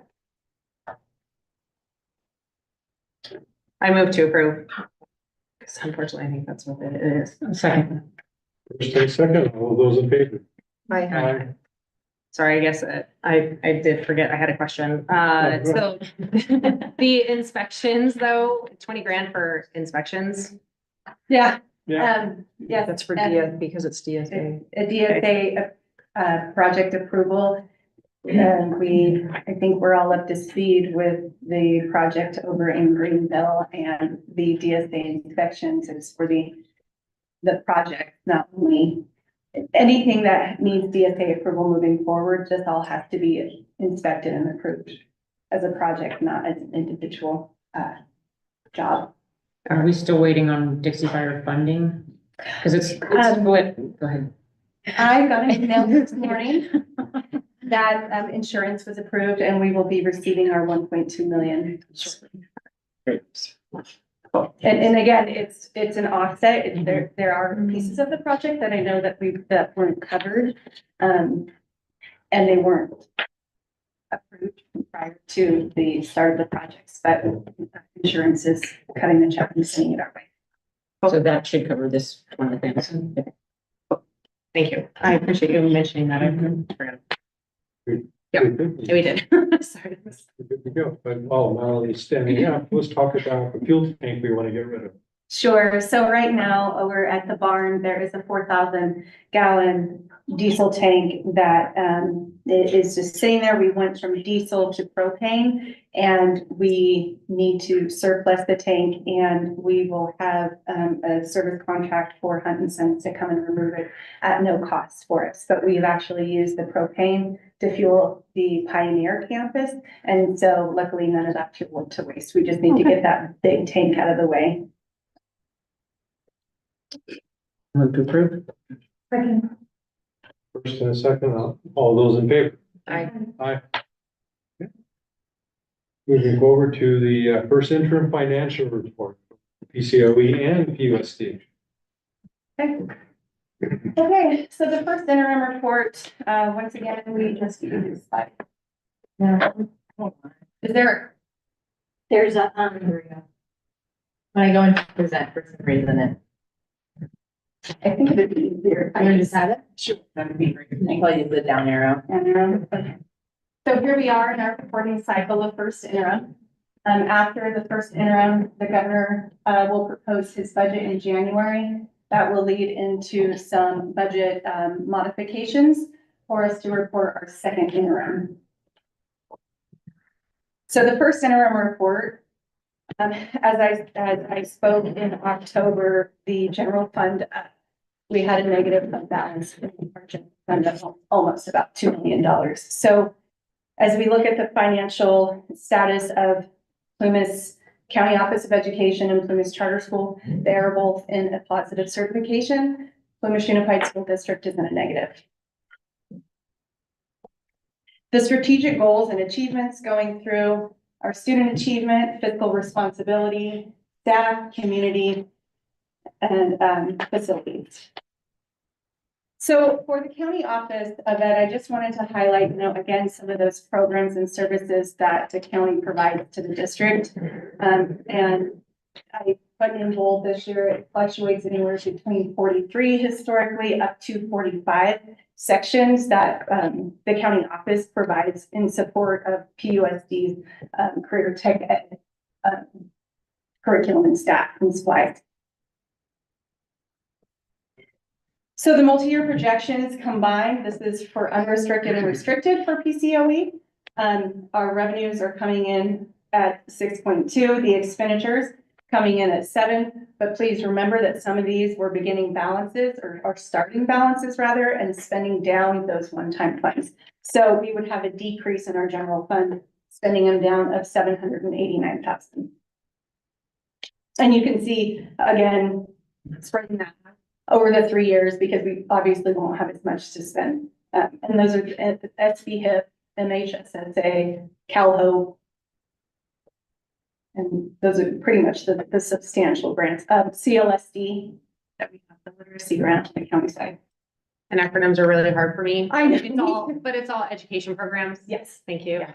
A lot of SDL. Okay, thank you. The key considerations for PCOE, mixed economic signals, federal and state, the retirement incentives that the county is still obligated to pay out, the ongoing revenue changes, the one-time and short-term funds. So Secure Rural Schools is currently right now approved through the 25-26 school year. The California Community School Partnership Grant. UPK implementation was UPK planning. Our literacy grant, that's the Camille McNeil. Camille Mac, thank you. Sorry. And then our mental health funding, the SBHIP and MHSSA, what does that look like in the third year out?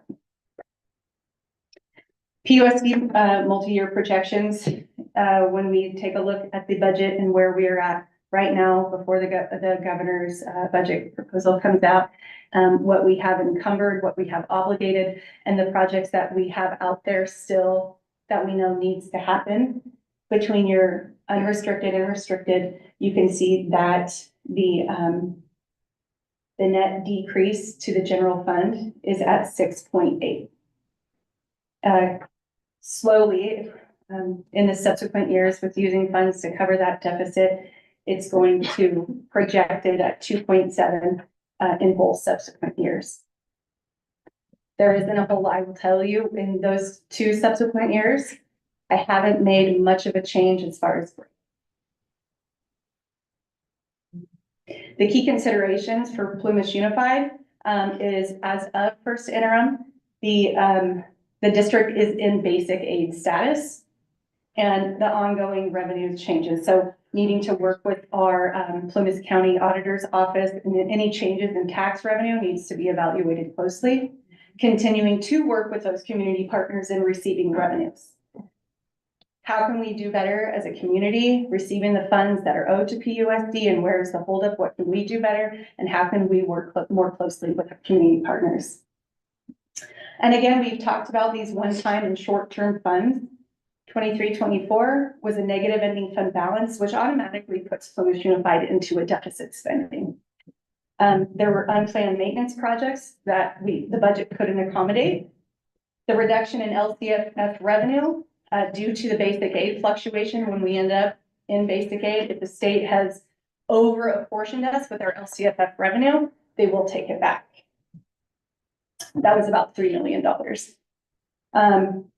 The reduction of the staffing levels increased, substantial changes to the bargaining unit contracts, and bottom line, the district created financial obligations that weren't sustainable long-term. The next steps for the budget is to continue to monitor and adjust budgets for needs of programs and fiscal responsibility, review vacant positions and decide what positions will not be filled, and to closely monitor cash.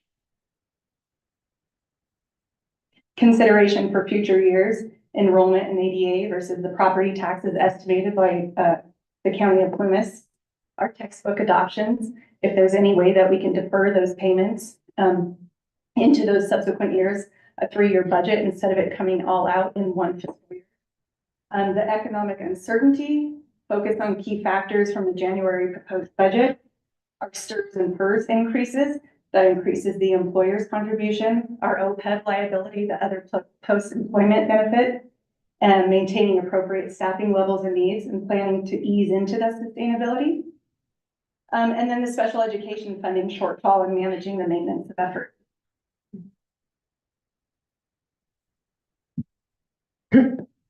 Sorry, no, you're like, didn't even ask questions. It used to be a pig thing. Have you, sorry. Conversations with the county, I know there's been a lot of conversations about this dramatic increases in the tax revenues. Do you talk to them about that at all?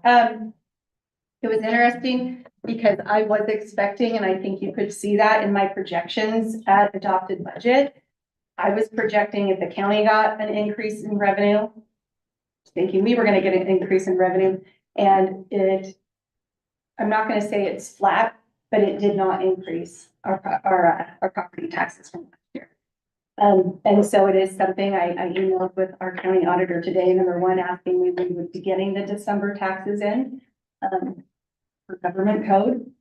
And hopefully she will be working on it next week. And so hopefully by the end of next week or the week after is when we will get that first. Why wouldn't it? Why wouldn't it go up? It's a percentage, right?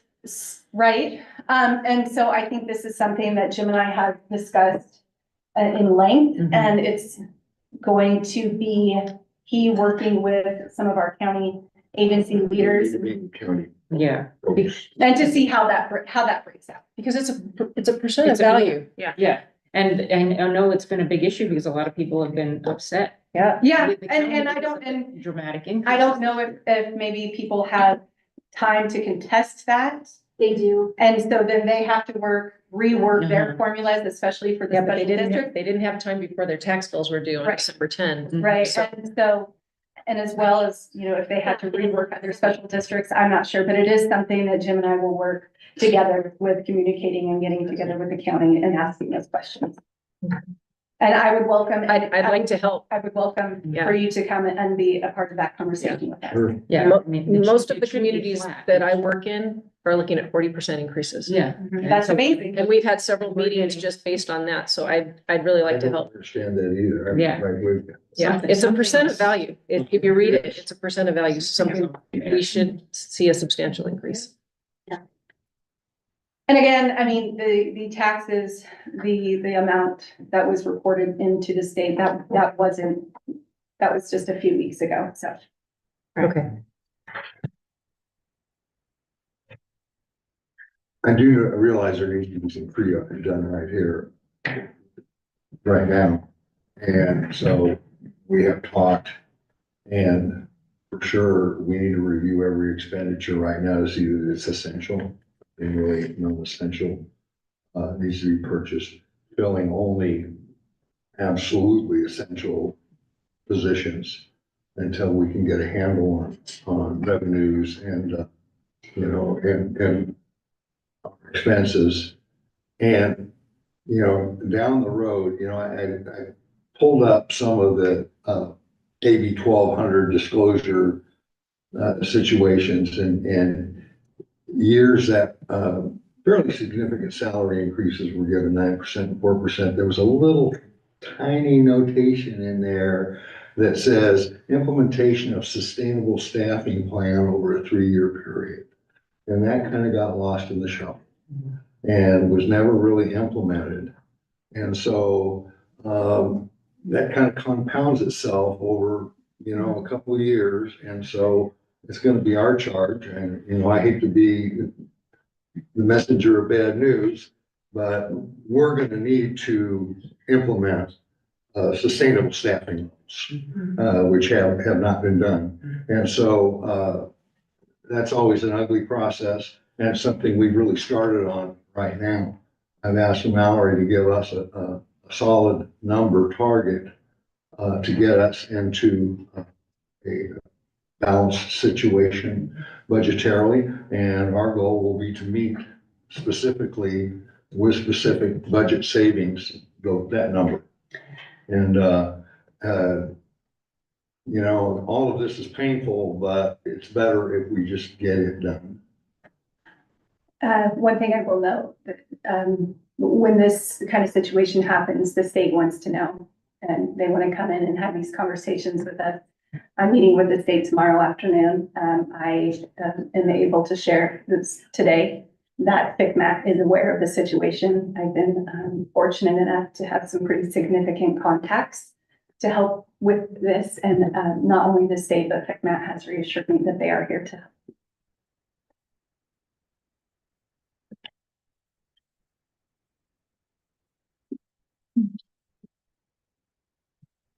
Any other questions or comments? Not this time. Okay. Okay, we are looking for approval. Forces not PCOEs for information only, but I'll move to approve. Okay. there's a first and a second. All of those in favor? Aye. Cheers. Leadership, we have a resolution I need to read into the record before we vote. What this is Plymouth County Board of Education. This is a resolution to fill a vacancy by appointment. This is resolution number 2425-08.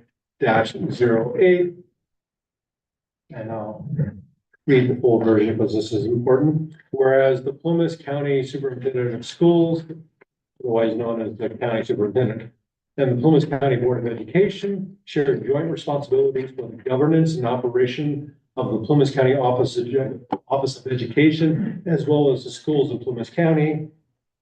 Excuse me. And whereas on October 1st, 2024, the prior county superintendent submitted his irrevocable resignation effective immediately, which resulted in a vacancy in that office as of that date.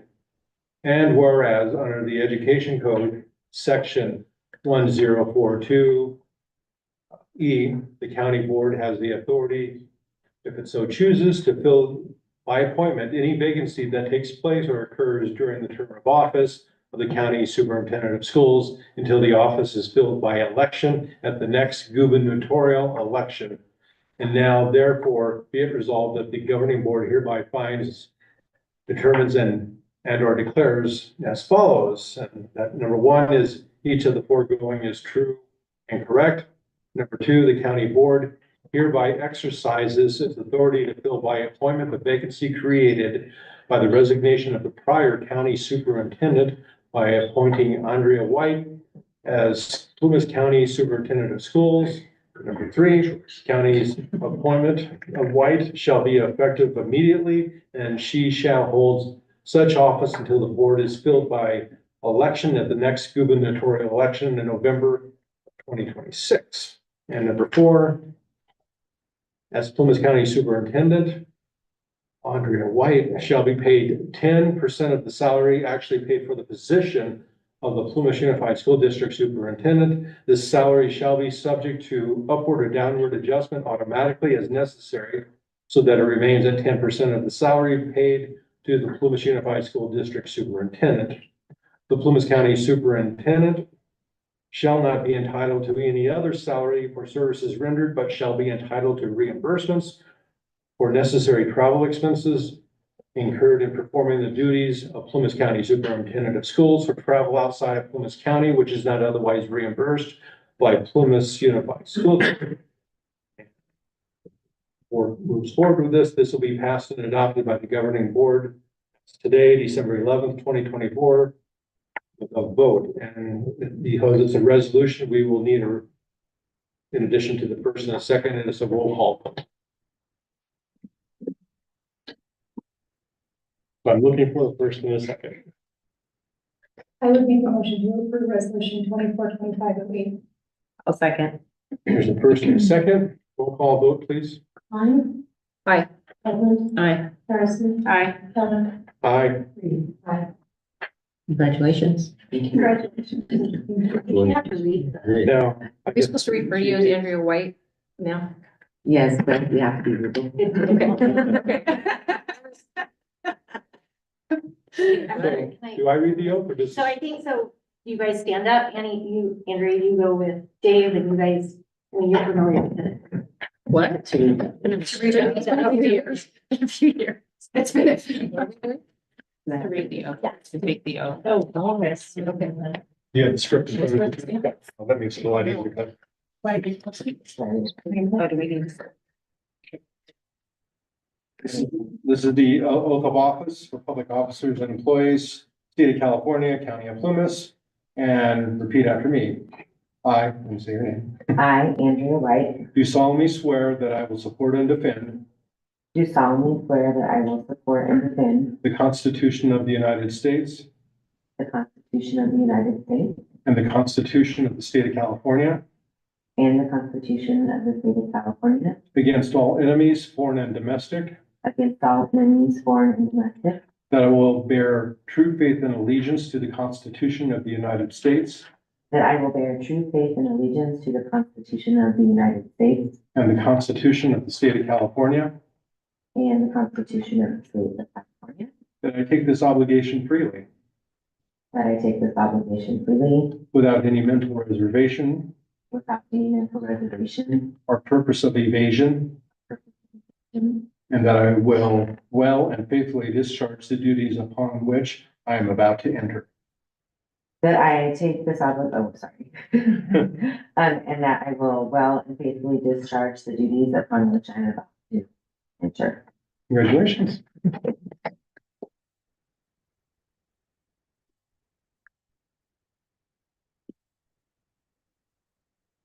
There we go.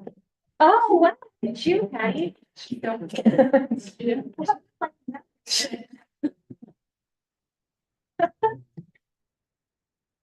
Mr. Kelly, could I ask a question? You may. If you don't know, I'm Lori Simpson and I'm reporting for the Plymouth Sun because there was a great demand asking for a reporter to be there, so I volunteered. Anyway, I'm trying to explain this. It's kind of confusing. So will Mrs. White be doing her other job too? Okay, and then how much time does she spend on this part? I mean, it's just, I gotta try to explain it to people. Sure, so Andrea is currently a Plymouth County, but she's employee as a student services director. And so while taking on that leadership role, she will also assume in the same conversations and the same decision-making as our student services director, as well as the level of superintendent. Okay. So she will also be overseeing the fiscal impacts and the budgets and things like that, in addition to the student services. Oh, okay, so it's sort of blended. Okay, that makes sense. Thanks. Thank you. More responsibility. So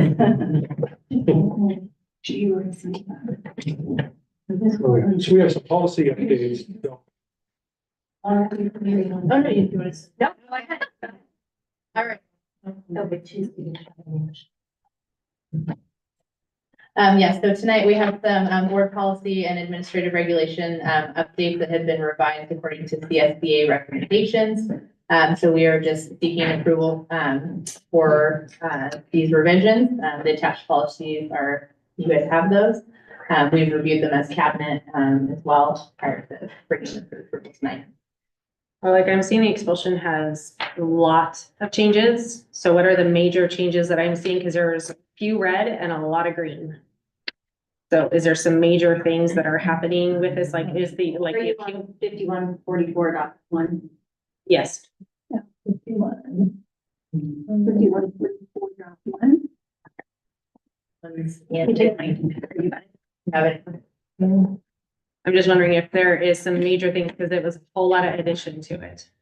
I can speak on the special ed one. There's one specific to special ed. There's fewer, I think, revisions there. They changed some distinctions about how 5 days. It used to be 10 consecutive school days that we would have to take action. Right. Now it's 5, and then they increased to 30 days total before that students could be suspended. Right. See, like those make just sense. small. I just see a lot associated with the rest, and I'm just wondering, I mean, none of it seemed anything outrageous. I'm just seeing a very large difference on what they're requiring. And so I'm assuming it's because there's been issues that they're saying, hey, we need to really add some language into this. Because I mean, this is last resort, which I'm so against any kind of expulsion possible. So that's why, is this saving us, protecting us? Yeah, so any recommendations we get from CSBA, I mean, yes, then these are in accordance with the current law. Did the conference last week, they spent some time in one of the sessions, I had been talking specifically. Yeah. I think these changes are last day. Okay, thank you. I appreciate that. Any other question? I make a motion to approve the policy as presented. A second. There's a first and a second. All of those in favor? Aye. And now moving to their consent agenda, minutes from the board meeting on November 13th, 2024. A second. Favor? Aye. Aye. Any abstentions at all? Okay. The next item is the PUSD check registers for the month of November of 2024. We'll move to approve. Second. We have the first and we have a second. All of those in favor? Aye. And that passes.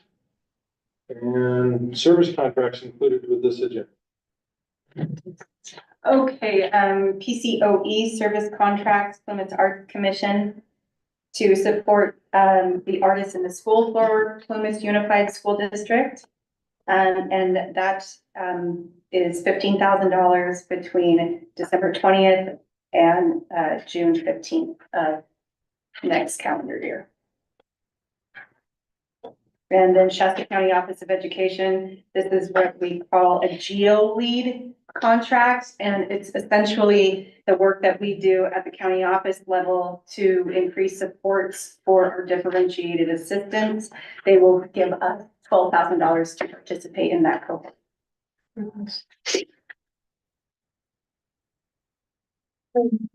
This contract. I'll second. There's a first and there's a second. All of those in favor? Are we voting on the county? I think county is. So that's information. Oh, sorry. What's that? That was information only, that was. Right, the county's information. So, the PUSD service contract needs ratification. For the first one, it's DJ Martin Appraisals, and that is to continue with the project of the potential sale of our Taylorsville campus. It was prior approved by superintendent, and so now we just need ratification for that. Our Pitney Bowes annual contract, this is a 5-year renewal, and we pay $482 per quarter. And so over that 5 years, we are looking at $9,600. The third, McPherson and Jacobson, and that is to conduct all phases of superintendent search for PUSD. at $18,650. But then there would be costs for marketing on top of that, correct? Correct, but what I believe is that would be a and you can, correct me if I'm wrong, but the service contract would be with McPherson for the recruitment and then probably the other, marketing agencies. That would be an agreement between the marketing agency and PUSD for the advertising of the position. Is that correct? So our firm would be in contact with AXA, you name it, it's just part of that fee, so if you have $1,300, for example, like that's based on what those companies charge, and so we would include. So you would include that? And would be the point person. Okay, and does that include in your not to exceed the 18? It would be an additional, but at the same time, you probably won't exceed that amount, but that's based on you all decide. If you do 60 days, and that's an additional fee for the advertising outside of what we want. So if it was in addition to, or if we're getting close, let's say to that $18,000, we definitely want to do some sort of change order within that contract, and make sure that we're following the process of what we typically do. Okay, that's what I wanted. And you typically don't feel it. That's very typically. I didn't know that it was. I know. Oh, okay. I'll move to approve the service contracts. There's a first and a second, all of those in favor. And let's see, we have donations. I believe there's one has something to do with the PG&E matching fund. Chester. Move to approve. First and a second, all of those in favor.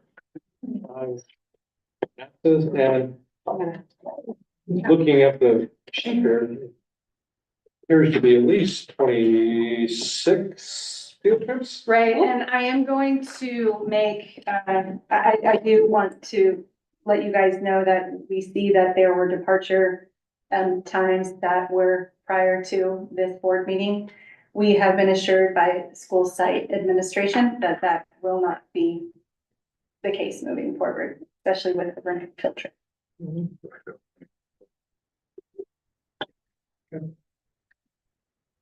Thank you. Looking for approval on those 26 field trips.